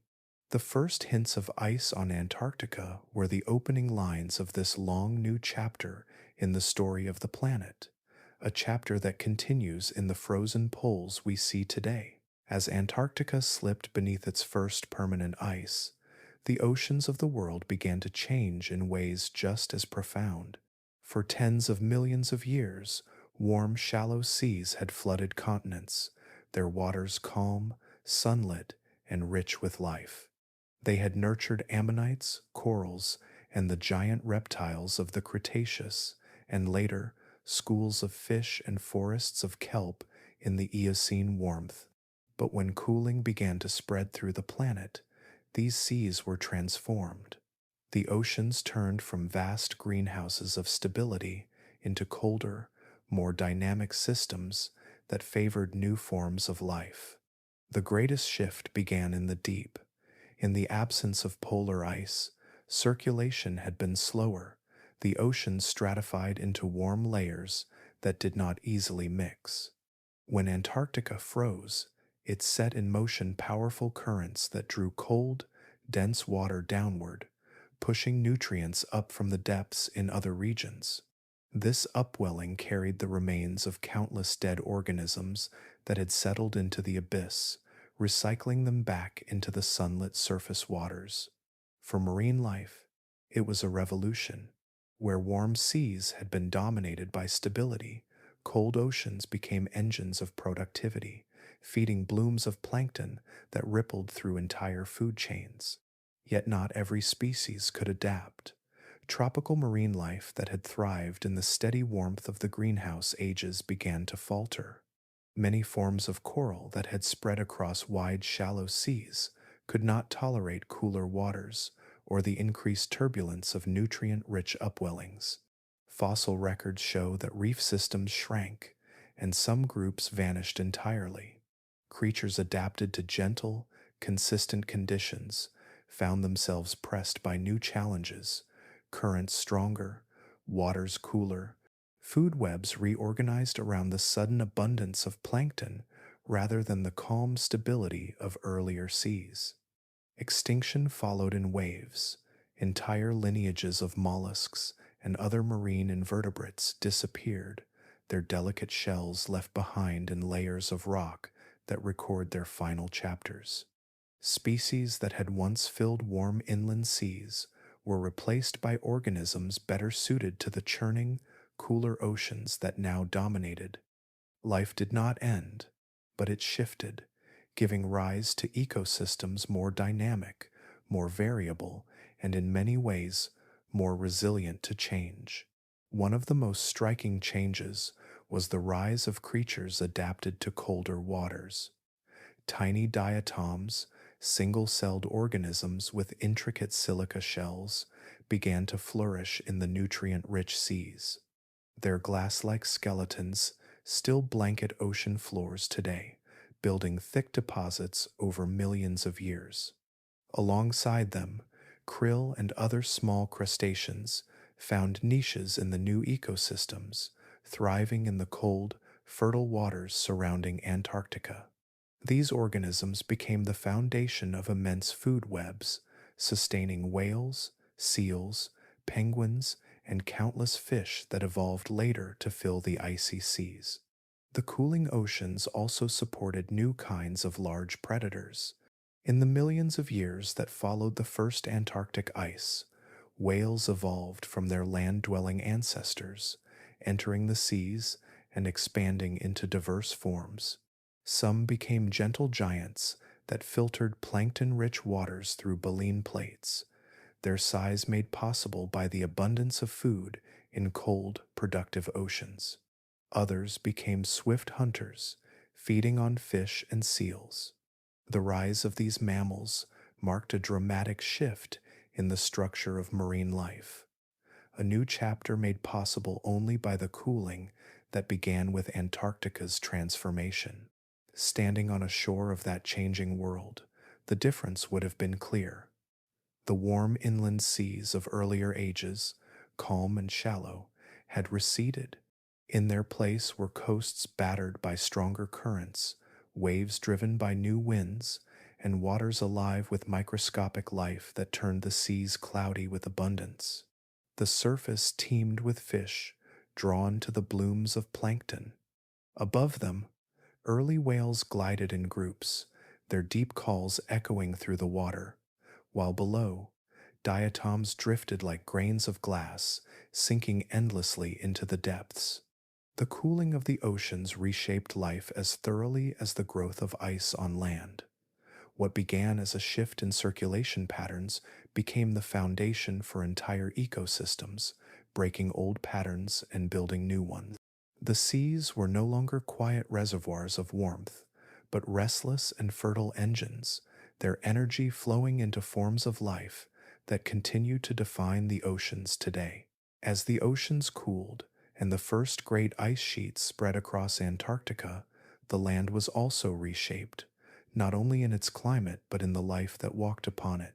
The long greenhouse ages that had favored reptiles and forests were ending, and mammals began to step into a new world. They had been present for tens of millions of years already, small and often overshadowed by the giants of earlier times. But in a planet that was growing cooler, with sharper seasons and more varied environments, they began to flourish in ways that would set the stage for the future. One of the most important changes was diversification. Mammals had survived the extinction that ended the reign of the dinosaurs 66 million years ago, and in the warmth of the Eocene, they had already begun to radiate into many forms: tiny insect eaters, primates climbing in tropical forests, and ungulates grazing in lush lowlands. Yet, as the climate cooled, opportunities multiplied. Open grasslands began to spread where dense forests once stood, and with them came mammals built for speed and endurance. Hooved animals grew more varied, some specializing in grazing tough grasses, others browsing in woodlands. Carnivorous mammals followed, adapting to hunt these new prey in open landscapes. The cooling world became a patchwork of habitats, and mammals filled them with astonishing variety. Another important adaptation was body size. As climates cooled and seasons grew more pronounced, larger mammals began to thrive. Bigger bodies hold heat more efficiently, an advantage in cooler conditions. Fossil records show that lineages of mammals often increased in size during these times, a trend known as Cope's rule. Tiny ancestors gave rise to larger descendants that could better endure cold nights and longer winters. Early relatives of elephants, rhinos, and horses expanded in scale, moving across continents in herds.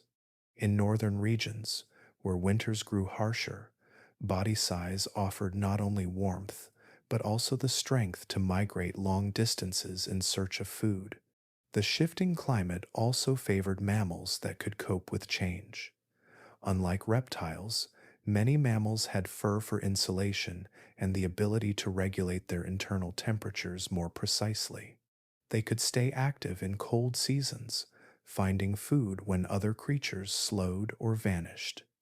Teeth and jaws adapted to new diets, grinding the tougher plants that grew in drier, cooler landscapes.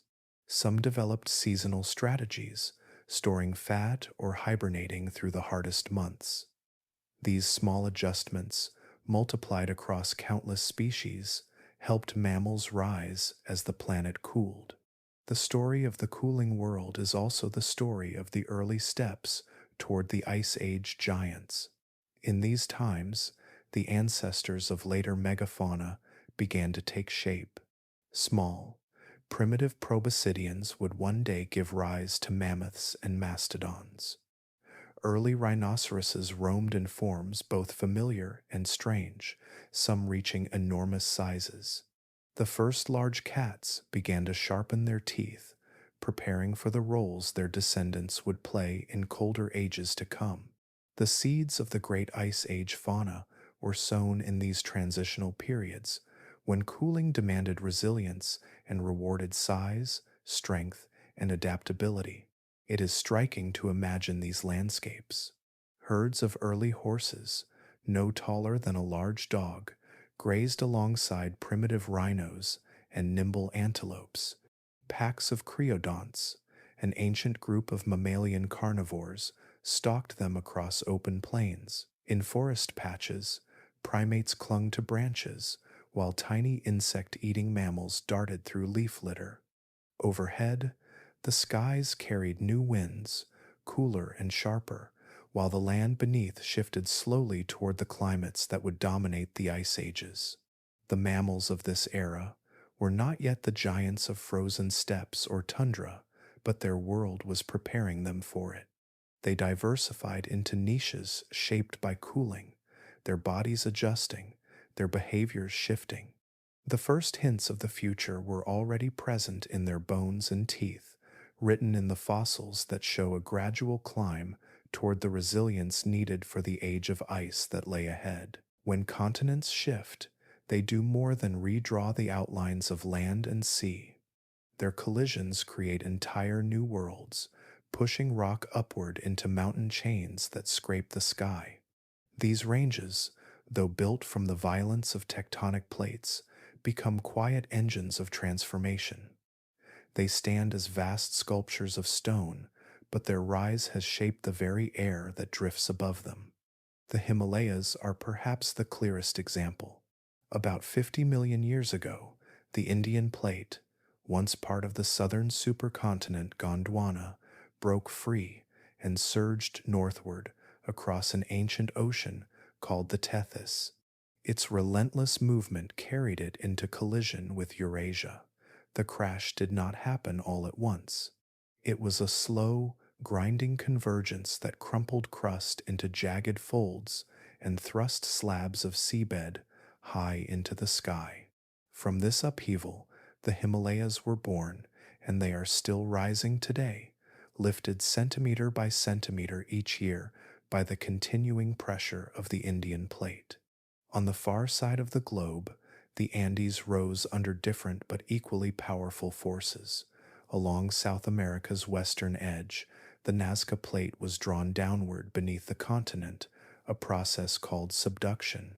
As it sank, the crust above was squeezed and lifted into a spine of mountains that now runs for thousands of kilometers along the Pacific coast. These mountains, younger than most ranges on Earth, still grow as the plates grind and heave beneath them. The creation of mountains might seem like a purely local story, one written in granite cliffs and snow capped ridges, yet their rise transformed the global climate.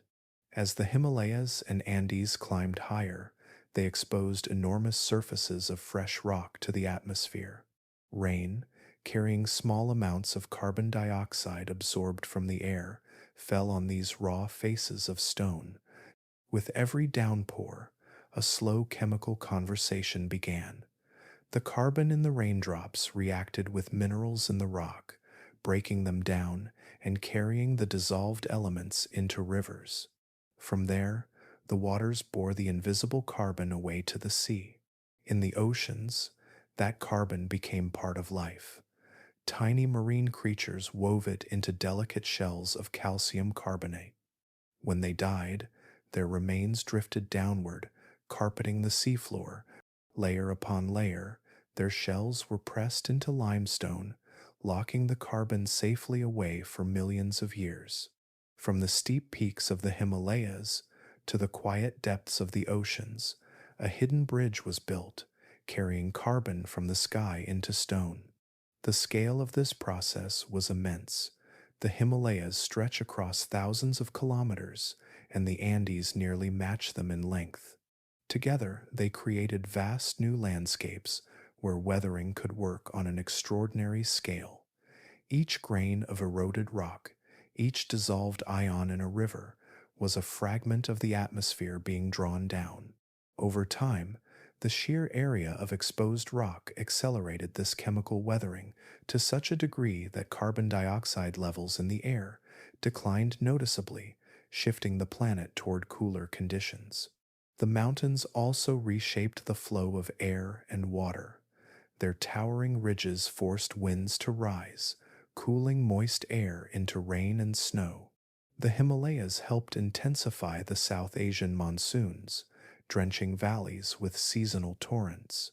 The Andes created deserts in their rain shadows and fed rainforests where moisture gathered on their eastern flanks. These patterns of rainfall increased the pace of erosion and weathering, feeding even more dissolved carbon into rivers and seas. The shaping of climate was not just through chemistry, but also through the new circulation of water and wind guided by the mountains. To imagine this is to picture an ancient landscape alive with motion. Clouds gather around jagged summits, releasing rains that tumble down steep slopes. Rivers churn with sediment, their waters cloudy with dissolved minerals. Far away, in a silent ocean, countless microscopic organisms capture the drifting carbon to build shells no larger than a grain of sand. As they sink, they help create new rock at the bottom of the sea. High peaks and deep seabeds become linked in a single cycle, joined by the steady pulse of water and time. Though the mountains rose over millions of years, their influence was profound. By exposing stone to the sky and directing rivers to the sea, they slowly pulled enough carbon from the atmosphere to tip Earth's climate away from warmth.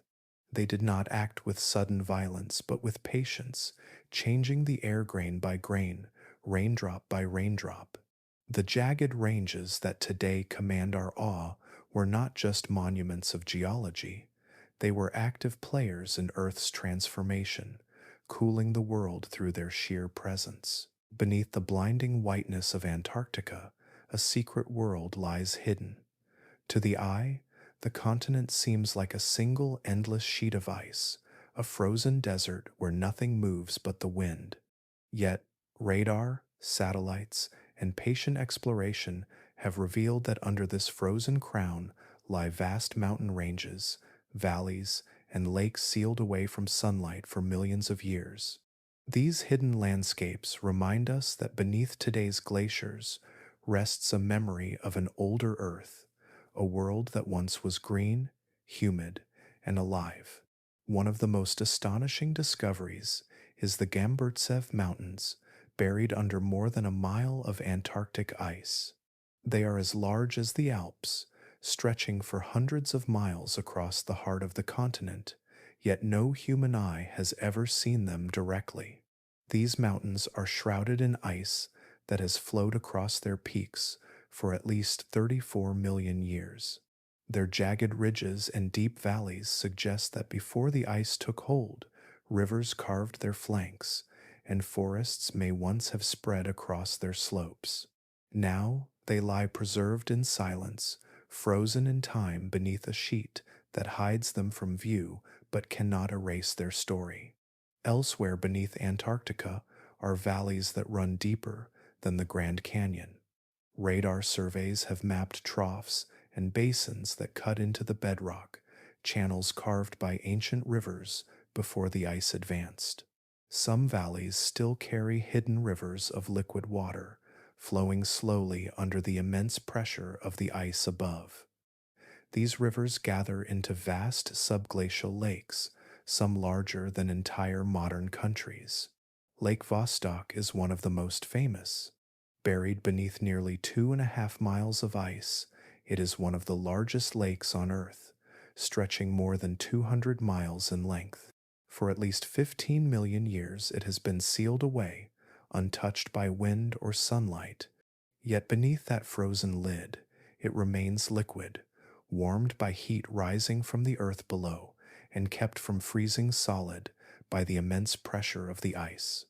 Scientists believe it may harbor life forms that have evolved in complete isolation, adapted to conditions found nowhere else on the surface. Microbes recovered from ice cores drilled near the lake suggest that even in such extreme darkness, life endures, clinging to chemical energy in the water. There are more than 400 other subglacial lakes across Antarctica, each with its own hidden ecosystem. Some connect through channels of water flowing under the ice, creating a secret network of rivers and reservoirs. Others are cut off completely, isolated worlds that may have remained unchanged since the first ice spread across the continent. These lakes and rivers are time capsules, holding clues not only to Earth's past, but also to possibilities of life in distant places, like the icy moons of Jupiter and Saturn. The hidden mountains and lakes beneath Antarctica are not just curiosities, they echo the memory of a warmer world. The mountains were once exposed, part of a landscape shaped by rivers, forests, and rainfall. The lakes remind us that water always seeks to flow, even under the weight of ice miles thick. Together, they show that today's frozen continent was not always a desert of silence, but a place that once shared in the lush abundance of the iceless earth. To imagine standing on the surface of Antarctica today is to see only white horizons and the whisper of wind. But to look beneath with instruments that can pierce the ice is to glimpse mountain peaks taller than the Rockies, valleys deeper than the canyons of Arizona, and dark waters as vast as inland seas.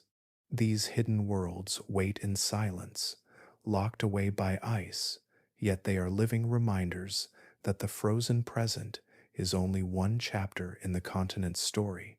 When we think of fossils, we often imagine bones, shells, or the imprints of creatures long gone.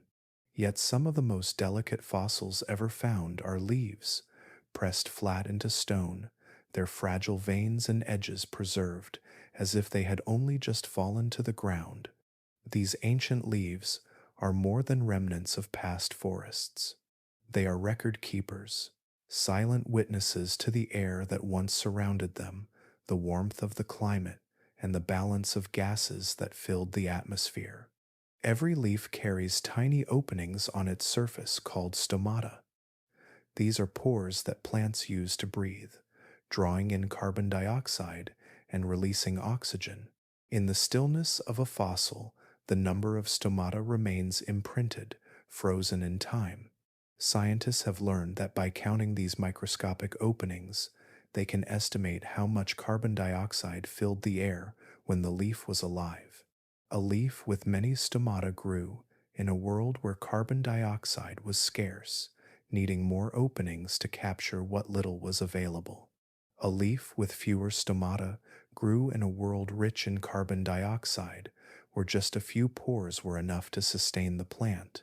In this way, a fossil leaf becomes a direct record of the invisible air that once wrapped the earth. The shape of leaves tells another story. In colder climates, many plants grow leaves with jagged edges, the sharp margins helping them shed water quickly and survive brief growing seasons. In warmer, iceless climates, leaves are often smooth edged, broad, and lush, built for long periods of growth and abundant rainfall. By studying the outlines of fossil leaves, scientists can estimate the average temperature of the region where the plant once grew. It is as though every leaf carried a thermometer, etched into its design by the climate that shaped it. In layers of stone that date back to the Cretaceous and Eocene, fossil leaves with smooth edges and low stomatal counts are abundant.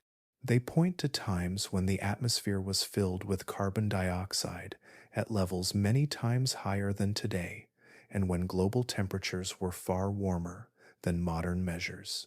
These leaves, long pressed into rock, whisper of forests that stretched into polar regions, of trees that never saw frost, of a planet where the air itself was heavier, warmer, and richer in the gases that drive life. Some of these leaves have been found in places where no trees grow today, such as Antarctica and the high Arctic. They reveal that forests once thrived in places now buried in ice or locked in permafrost. They tell us that an iceless world was not a barren or lifeless one, but a place of astonishing abundance, where plants pushed their ranges into lands that now seem utterly inhospitable. Each leaf is a fragment of a vanished forest, a page torn from the diary of Earth's deep history. The power of fossil leaves lies not just in what they reveal about the past, but in how they connect us to it. A single leaf, thin as paper, can carry within it the memory of an atmosphere that shaped oceans, mountains, and entire ecosystems. To hold the imprint of a leaf in stone is to touch the air of a world millions of years old, to feel the quiet testimony of plants that grew in an earth without ice. These leaves remind us that plants are not passive passengers in Earth's story. They respond to the air around them, but they also shape it, drawing carbon from the atmosphere, releasing oxygen, and building the foundations of food webs that sustain all other life. In their delicate veins and surfaces, fossil leaves preserve the balance between air and life, a balance that has shifted again and again as Earth swung between hothouse and icehouse states. The story of iceless Earth is etched not just in stone mountains or in the shells of ancient creatures, but in the fragile memory of leaves. Their forms, their pores, and their edges speak across millions of years, carrying messages of warmth, abundance, and transformation. They are the quiet voices of forests that once reached to the poles, reminding us that even the smallest detail in nature can hold the key to understanding worlds long past. The climate of Earth is not a straight line. It is a pattern of rises and falls, of warmth spreading and ice retreating, of cold deepening and glaciers advancing. These changes do not happen at random. They follow rhythms, some so slow they unfold over tens of millions of years, and others ticking along in smaller intervals, like a hidden clockwork guiding the pulse of the planet. On the scale of deep time, there are the grand rhythms driven by tectonics and the carbon cycle. When continents collide and rise into mountains, more rock is exposed to wind and rain, and carbon dioxide is pulled from the air, encouraging global cooling. When vast volcanic provinces erupt or continents drift into heat-trapping arrangements, the balance tips the other way, filling the skies with greenhouse gases and turning Earth warm. These long arcs stretch over millions upon millions of years, reshaping the planet slowly but decisively. They are the bass notes in the rhythm of Earth, steady and powerful, defining the great swings between icehouse and hothouse states. Overlaying these slow beats is a quicker rhythm, one that plays out not in millions of years, but in tens or hundreds of thousands. This is the rhythm of Earth's orbit around the Sun, described by the Serbian scientist Milutin Milankovic in the early 20th century. These cycles do not change how much sunlight the Earth receives overall, but they alter how and where that sunlight falls, shifting the balance between seasons and influencing the growth or retreat of ice. The first of these cycles is the tilt of Earth's axis. Right now, the planet leans at just over 23 degrees, but over a period of about 41,000 years, this angle slowly shifts, sometimes greater, sometimes smaller. A steeper tilt means summers grow hotter and winters harsher, while a gentler tilt softens the difference between the seasons. This shifting tilt changes whether ice sheets melt away under blazing summers or linger through milder ones. The second cycle is the shape of Earth's orbit. It is not a perfect circle, but stretches slightly, becoming more oval over spans of about 100,000 years before relaxing again toward roundness. When the orbit is more elliptical, Earth spends part of the year closer to the Sun and part farther away, making the contrast between seasons more extreme. When the orbit is nearly circular, the difference lessens and climates shift accordingly. The third is a slow wobble of Earth's axis, called precession. Like a spinning top that leans and turns, Earth's axis traces a circle over about 23,000 years. This wobble shifts the timing of the seasons, changing when the planet is closest to or farthest from the Sun relative to summer and winter. Even small differences in timing can tip the balance of snowmelt and ice growth, gradually influencing the spread of glaciers. Together, these three orbital rhythms weave a subtle pattern into the climate. They are not strong enough to plunge Earth into a hothouse or an icehouse by themselves, but they act as triggers, pushing the climate one way or another when combined with the larger backdrop of carbon and tectonics. During the past few million years, these cycles have been the heartbeat of the ice ages, orchestrating the advance and retreat of glaciers that carved valleys, shaped coasts, and left behind the landscapes we see today. The evidence for these cycles lies in the quiet pages of stone and ice. Sediments on the ocean floor build up in thin layers, recording changes in chemistry that match the timing of orbital shifts. Fossil shells carry chemical signatures that repeat in rhythm with the beat of Earth's orbit. Even the frozen layers of Greenland and Antarctica hold patterns of dust and trapped gases that mirror these cycles. To read them is to see the pulse of the planet laid bare, like the ticking of a clock measured not in seconds, but in millennia. The beauty of these rhythms lies in their patience. To human eyes, they are invisible, too slow to notice in a lifetime or even in the span of a civilization. Yet across the ages, they have sculpted the outline of continents, directed the growth and retreat of ice, and guided the migrations of plants and animals. Earth does not move chaotically from one climate to another. It sways, gently but inexorably, to rhythms set by the pull of the sun, the tilt of its axis, and the drift of its continents. In this steady pulse, the extremes of climate take on a new meaning. They are not accidents, but movements in a long planetary song played across billions of years. Icehouse and hothouse, warmth and cold, are verses in that song carried by the rhythms of stone, sea, and sky. The Arctic today is a place of transformation. Ice that once seemed immovable is retreating year by year, glaciers shrinking back into their valleys, and the sea ice that once sealed the top of the world is breaking earlier in the summer and returning later in the winter. This rapid warming is not a distant event hidden in geological time. It is happening now, unfolding within the span of a single human lifetime. Scientists call the Arctic the planet's canary in the coal mine because it reacts to change faster than almost anywhere else on Earth. While global temperatures have risen, the far north has warmed at roughly 4 times the global average, a shift so fast it feels less like a gentle drift and more like an accelerating tide. The changes are visible in the very shape of the land. Permafrost, once locked in place for thousands of years, is thawing, releasing greenhouse gases long held in frozen soils. Hillsides collapse as the icy ground melts, reshaping rivers and lakes. Entire villages built on once solid ground now tilt and sink as the earth softens beneath them.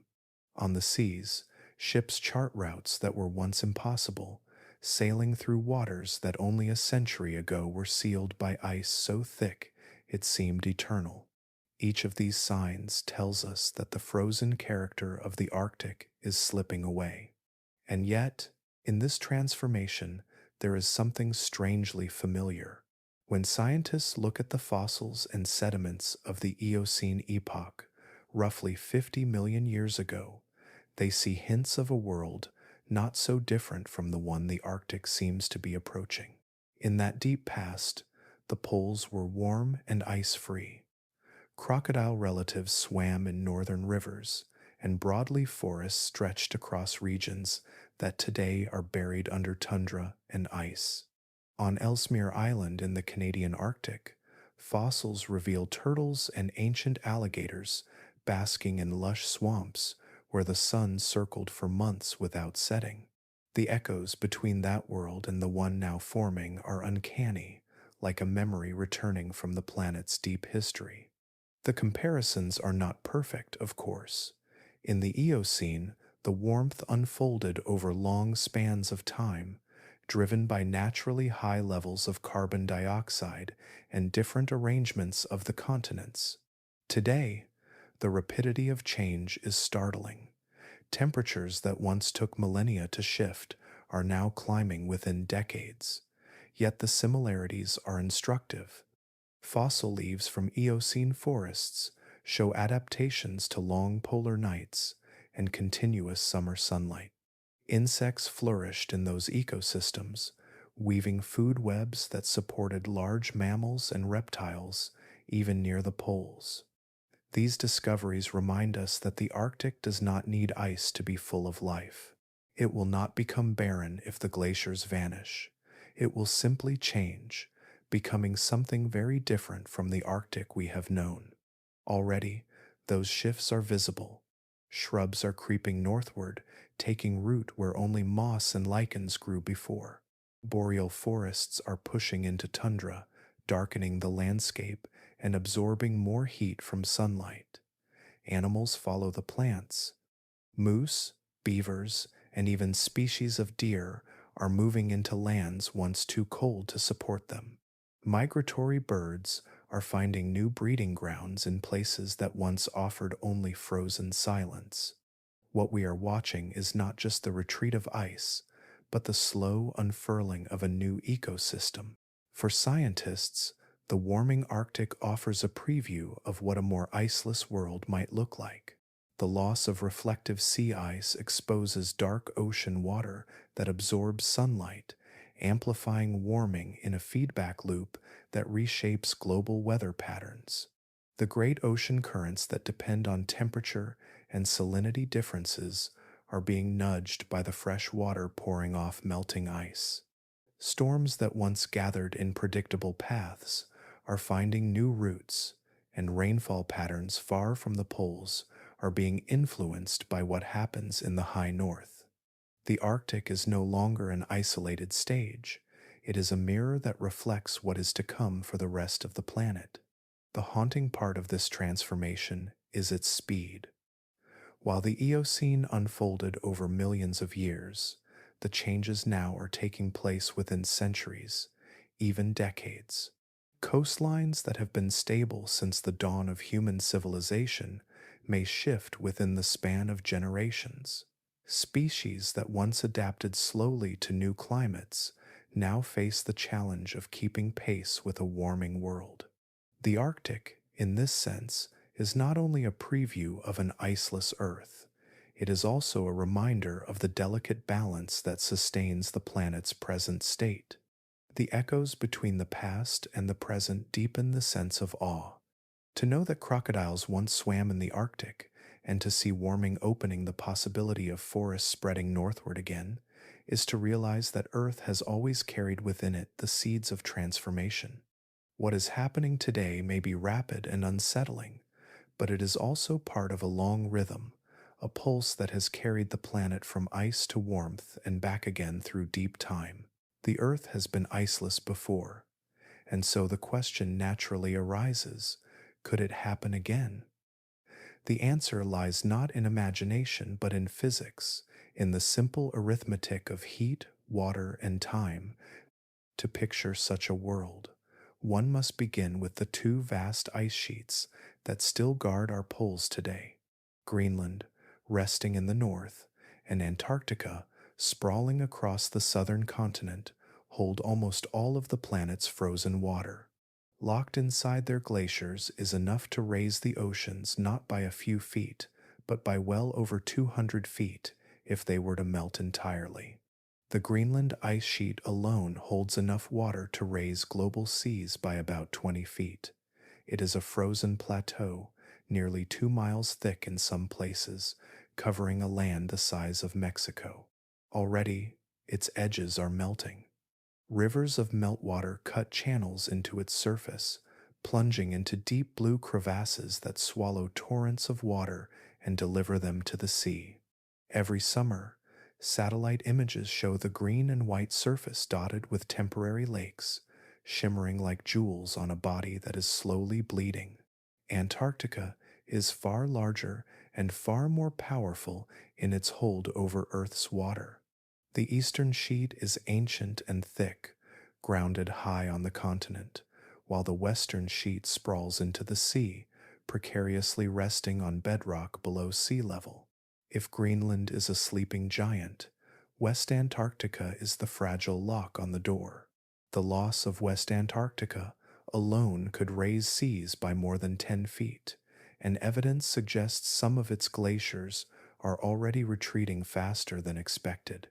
The full Antarctic ice sheet, if it were to vanish, would add close to 200 feet to the world's oceans. Together, Greenland and Antarctica contain the story of every future shoreline. To imagine Earth without ice is to redraw the world's map. Entire nations would be swallowed by the sea. Cities that anchor our civilizations would vanish beneath waves. New York, London, and Shanghai would not merely flood at their edges but sink into shallow bays. The low islands of the Pacific would disappear entirely, leaving behind only reefs and the memory of villages. Even inland areas would transform. The Mississippi Valley would become a vast gulf, and parts of Africa's coast would slide beneath the ocean. What we now consider stable land would be unrecognizable. But the timescales of such a transformation matter as much as its magnitude. Ice sheets do not melt in a single summer. They are titans of slow change, built up grain by grain of snow over millions of years, and they will not surrender in an instant. To melt Greenland and Antarctica entirely would take thousands of years of sustained warming. Even so, human influence can nudge the pace. Already, Greenland loses hundreds of billions of tons of ice each year, a rate unprecedented in modern records. Antarctica, too, is shifting, its coastal shelves thinning from below as warmer oceans lap against their icy underbellies. These processes are slow enough that they escape daily notice, yet relentless enough that each decade adds to the sea's climb.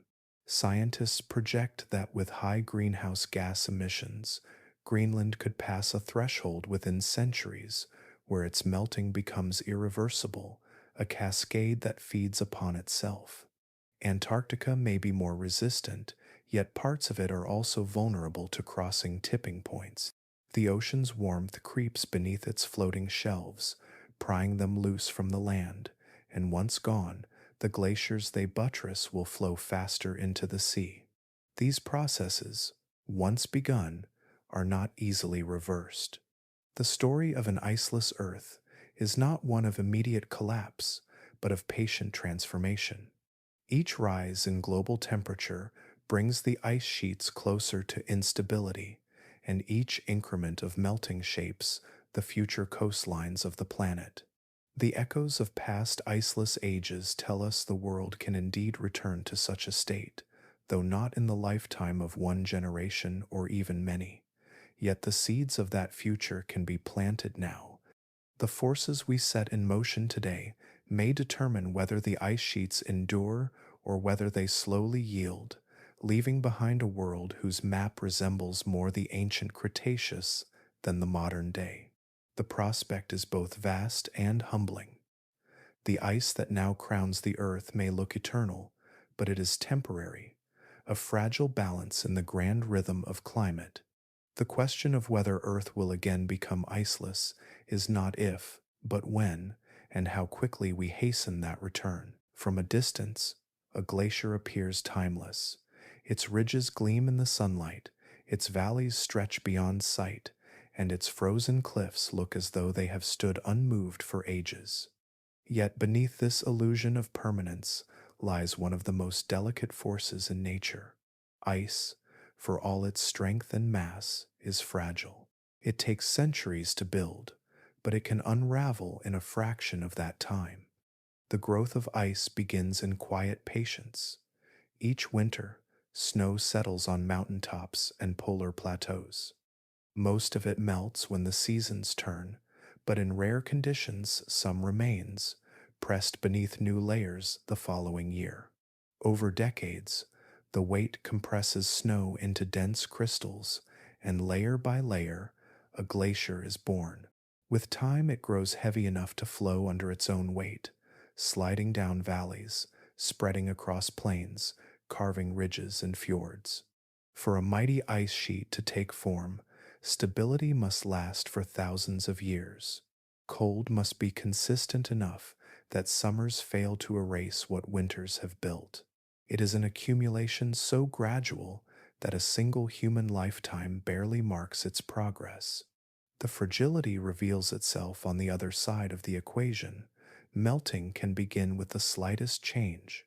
A rise in average temperature by even a degree, a subtle shift in currents that carries warmer water against an icy coast, or a change in winds that alters snowfall, can push a glacier past its threshold. Melting begins at the edges, where ice meets air and ocean, and at the base, where meltwater trickles into hidden cracks, lubricating the ice from beneath. Massive blocks can splinter and collapse into the sea in an instant, breaking into icebergs that drift away like shattered fragments of a once anchored mass. What takes millennia to form can disappear in centuries, or sometimes in decades. This imbalance between growth and retreat is what makes ice so delicate. Unlike stone, which can endure unchanged for millions of years, glaciers live in a constant state of negotiation with the climate around them. Part of this fragility lies in the way ice interacts with sunlight. Fresh snow and gleaming ice reflect most of the energy that falls upon them, bouncing heat back into the sky. This reflective power, called albedo, helps keep the planet cool, but the system is precarious. When ice begins to shrink, darker ground and ocean are revealed, absorbing more sunlight instead of reflecting it. This extra warmth fuels further melting, which exposes more dark surfaces, which in turn absorb even more heat. A small change cascades into a larger one, like a whisper becoming a roar.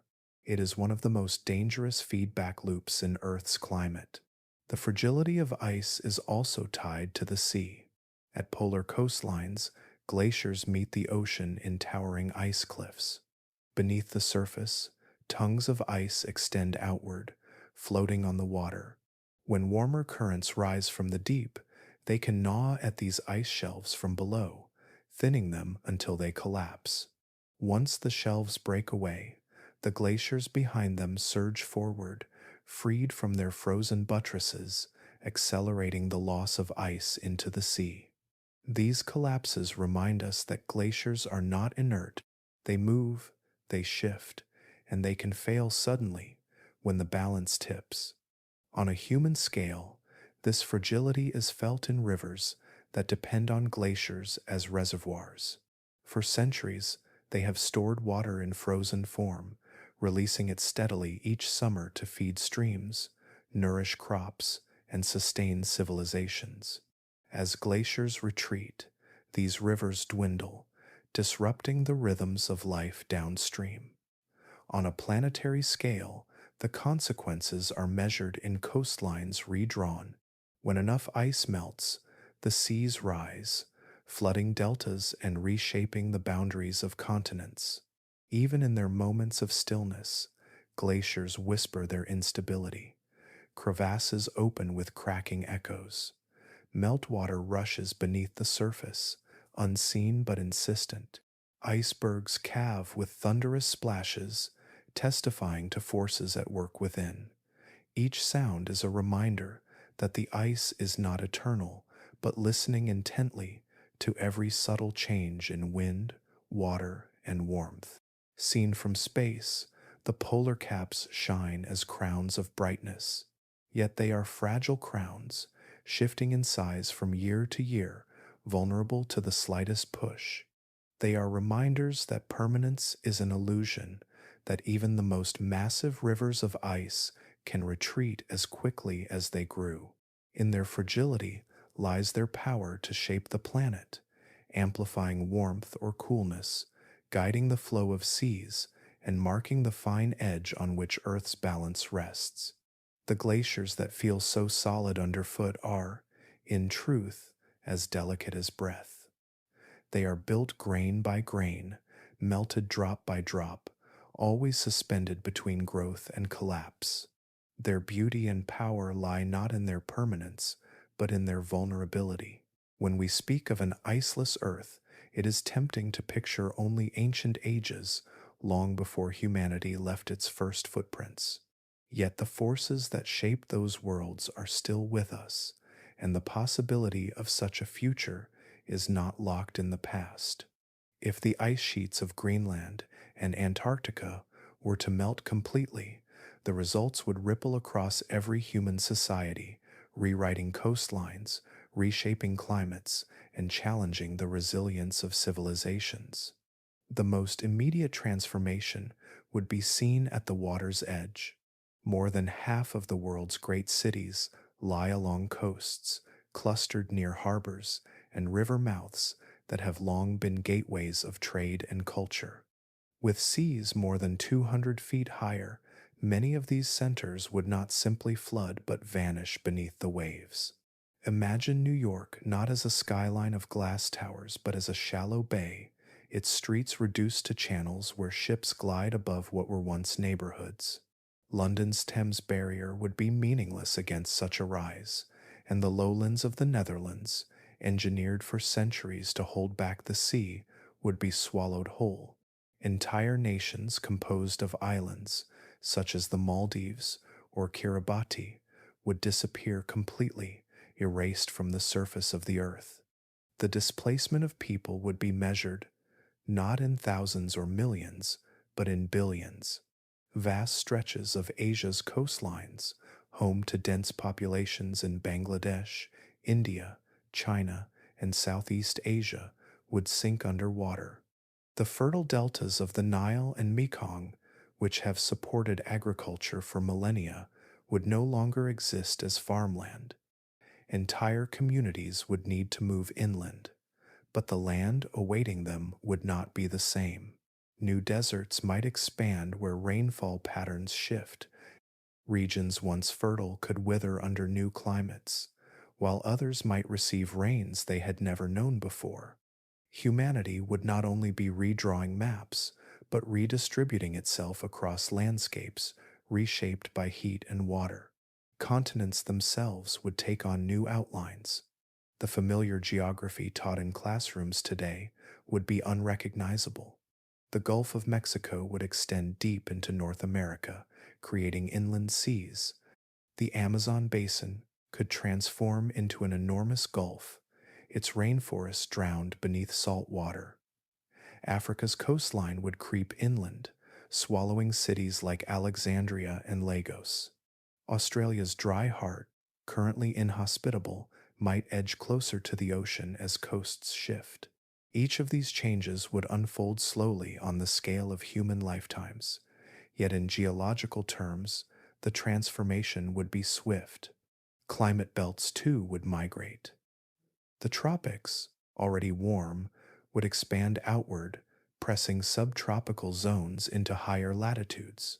What is now temperate farmland in Europe or North America could resemble today's Mediterranean, with long dry summers and scarce water. Polar regions, freed from ice, would grow wetter and greener, echoing the lush forests of the Eocene. Agriculture would need to follow these shifting belts, moving northward in search of stability. For nations bound to current climates, this would be both a disruption and an opportunity. Some regions might flourish with new crops, while others struggle to maintain what was once abundant. Earth's past offers lessons in this. The ancient iceless worlds were not barren, they were rich in life, filled with forests, swamps, and seas that teemed with creatures. But those ecosystems adapted over millions of years. Humanity, with its cities and systems, cannot move with such patience. The challenge for us lies not in survival as a species, for we are adaptable, but in preserving the complexity of societies, infrastructures, and traditions that depend on a stable climate. In such a future, borders would blur, not by choice, but by necessity. Migration would no longer be an exception, but a constant.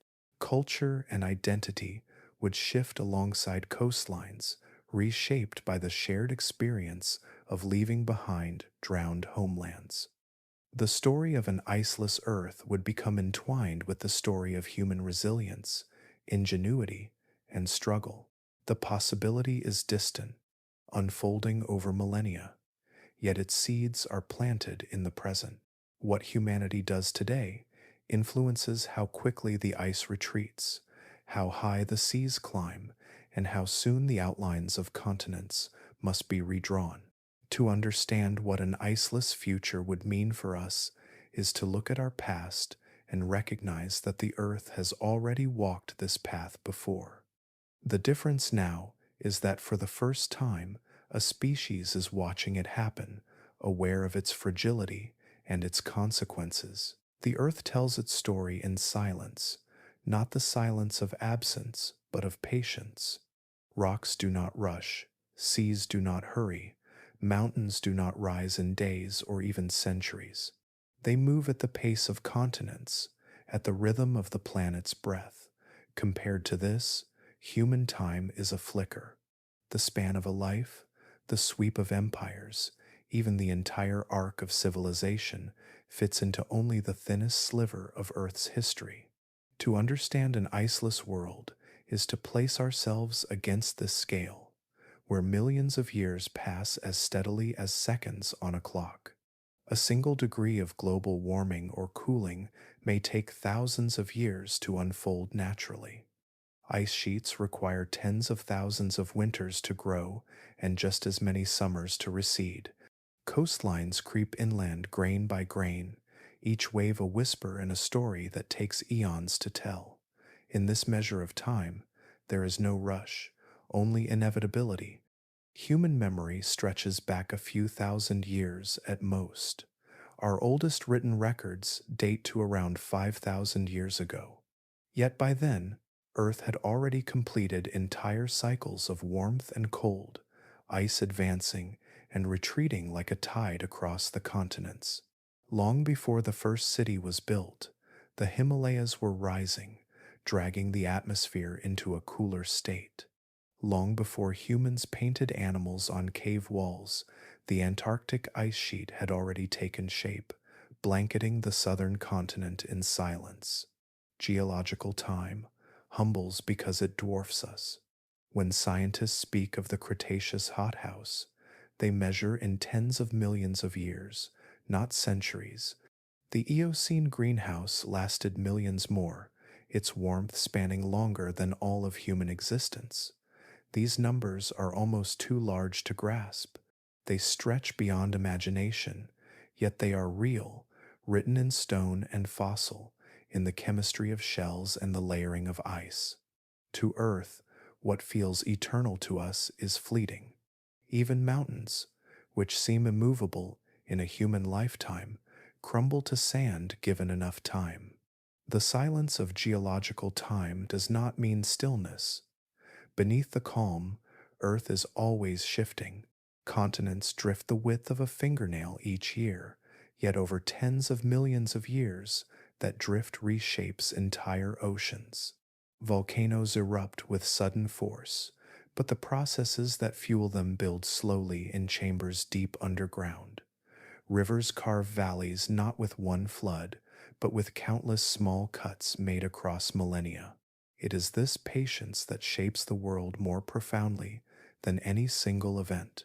When human time collides with planetary time, the contrast is stark.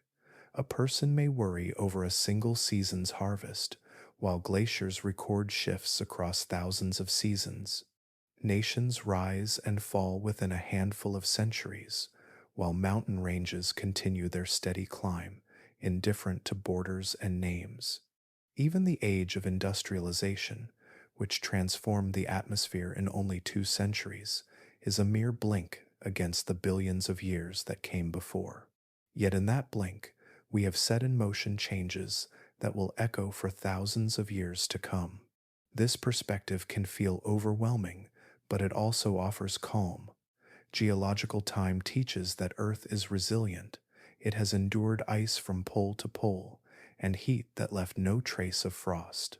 It has been both snowball and furnace, and yet life has persisted through it all. The silence of its story is not emptiness but endurance.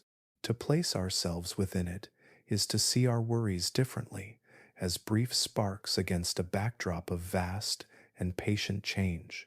When we look at rocks that once lay beneath shallow seas, or at fossils of forests now buried under Antarctic ice, we glimpse this patience. They are reminders that Earth is always in motion, whether or not we notice. The iceless ages, the frozen epochs, the shifting continents, all pass in silence at a pace that no human calendar can measure. In the end, the vastness of geological time is not meant to diminish us, but to remind us of where we stand. We are small, yet we are part of the same story, fleeting but real, carried within the long memory of the planet. The story of Earth is not one of stillness, but of breathtaking extremes. There have been times when the planet lay silent beneath a shroud of ice, the continents buried under frozen sheets that stretched from horizon to horizon. The seas froze at their surface, locking away the restless waves, and the world reflected so much light back into space that the sky itself dimmed. To imagine Earth in those ages is to picture a sphere of white, drifting through darkness, a place that seemed almost lifeless and still. Yet in other ages, the same planet pulsed with heat and vitality. Ice vanished from the poles, and rainforests crept into latitudes where today snow and tundra reign. Crocodile-like creatures swam through rivers near the top of the world. Antarctica, which now groans under a weight of ice, was once tangled in the roots of swampy forests, alive with buzzing insects. Warmth spilled across the continents, and shallow seas brimmed with colorful life. Where glaciers would later scrape valleys into stone, jungles once flourished, their trees reaching toward humid skies. These are visions of the same world, familiar in shape yet utterly alien in mood. To hold them both in mind is to feel awe, for Earth has not been bound by one face, but has worn many. It has been a frozen ghost and a steaming garden, a hushed place of stillness and a thriving forge of abundance. Through each extreme, life endured. In the frozen ages, it found quiet refuge in the few places warmth lingered, around volcanic vents on the seafloor or in thin ribbons of open water where the ice broke apart. In the furnace ages, it flourished without restraint, filling coral seas, rainforests, and plains. The resilience of life is written in these contrasts. Where the world seemed most inhospitable, some form of existence persisted, and when conditions softened again, diversity blossomed in astonishing ways. The pace of these transformations was not hurried. Ice did not surge across continents overnight, nor did jungles spread in a single season. These changes unfolded across spans so vast that mountains themselves rose and eroded away in the time it took for climates to swing. Such patience is difficult to grasp, for human lives measure time in years and centuries, while Earth moves in epochs and eons. Yet it is precisely this patience that makes the story so extraordinary. The planet is not fixed. It is restless, breathing in rhythms so long and deep that we only glimpse them when we step back into the vast record of stone. To place ourselves against this canvas is humbling. Humanity has arrived in what may be one of Earth's brief balances, a moment when ice crowns the poles, but the world is not locked in silence, a time when seas press at the coasts, but do not yet drown the continents. Compared to the great frozen ages or the blazing greenhouses, this moment is rare. That our civilizations, our languages, and our homes exist within this narrow window feels like a stroke of fortune, a brief pause in a much larger symphony. Everything we know is shaped by those extremes. Valleys where rivers flow were carved by ancient ice. The soils that nourish crops are the ground-down remains of glaciers.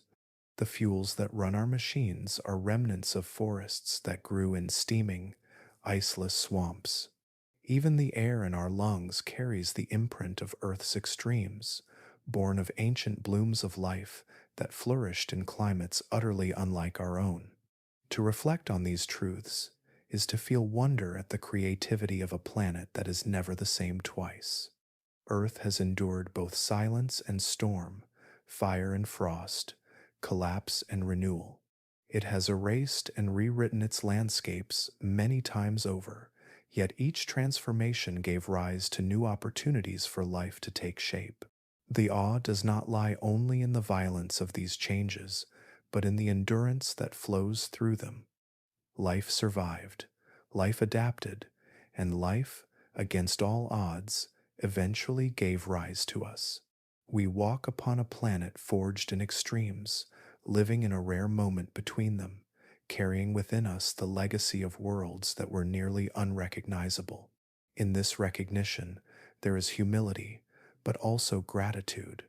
For to live in the balance between frozen silence and blazing warmth is to inhabit a fleeting middle ground, a fragile moment carved from the restless history of a world forever shifting.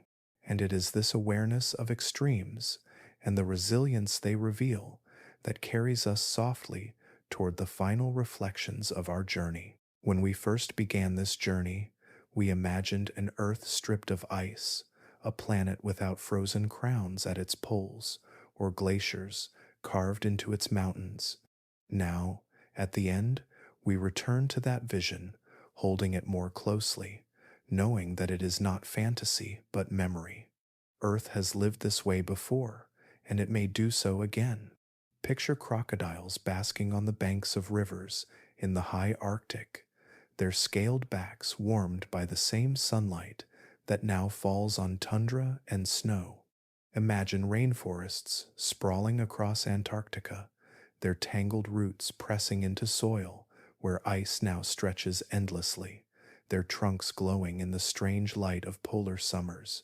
Think of oceans that do not stop at familiar coastlines but stretch inland, turning grasslands to bays and valleys to seas, filling the world with waters that glisten under a hotter sky. The iceless earth was not empty, nor was it silent. It teemed with creatures that lived in rhythms unfamiliar to us, thriving in warmth that wrapped the planet like a cloak. Hadrosaurs tramped through forests at the poles, enduring months of twilight and months of day. Insects swarmed in the humid air of Antarctic swamps. Great reptiles ruled the seas, diving through waters that had no icy caps to restrain them. It was a world alive, restless, and ever changing. To hold that vision is to feel the scale of time pressing gently against us. What seems eternal in a human life is fleeting in the life of the planet. Ice sheets that now look immovable will someday retreat, just as others have retreated before.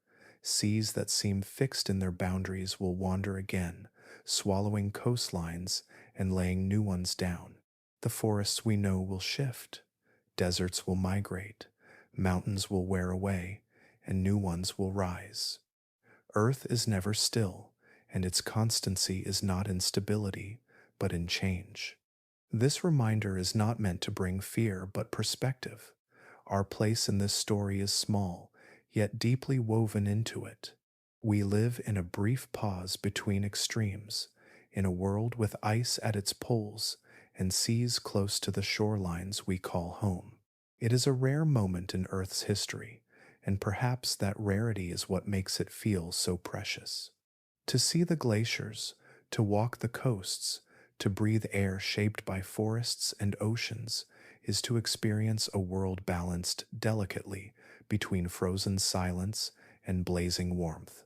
In the quiet of night, when the noise of daily life fades, it is easier to sense the vastness of this story. Beneath our feet, rocks carry memories of seas that came and went. Beneath the ice, forests lie fossilized, waiting as proof of ages long past. Above us, the sky itself has shifted through hues and storms unlike those we know today. Each layer of this planet is a page, and together they form a book written over billions of years. We are a single sentence in that story, but we are part of it all the same. So let us end where we began, with the image of an iceless earth, not as something to dread or to long for, but as a reminder of the planet's restless heart.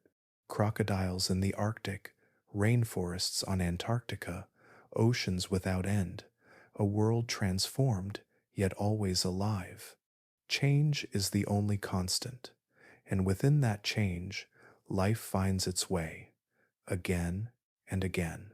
Now, as this exploration draws to a close, let the thought settle softly, like the hush of twilight over a warm sea. The story of Earth is vast, its rhythms deep and patient. We are part of it, fleeting and small, yet connected to every rise and fall, every freeze and thaw. Into that warmth, into that quiet, the planet continues on, and so, gently, do we.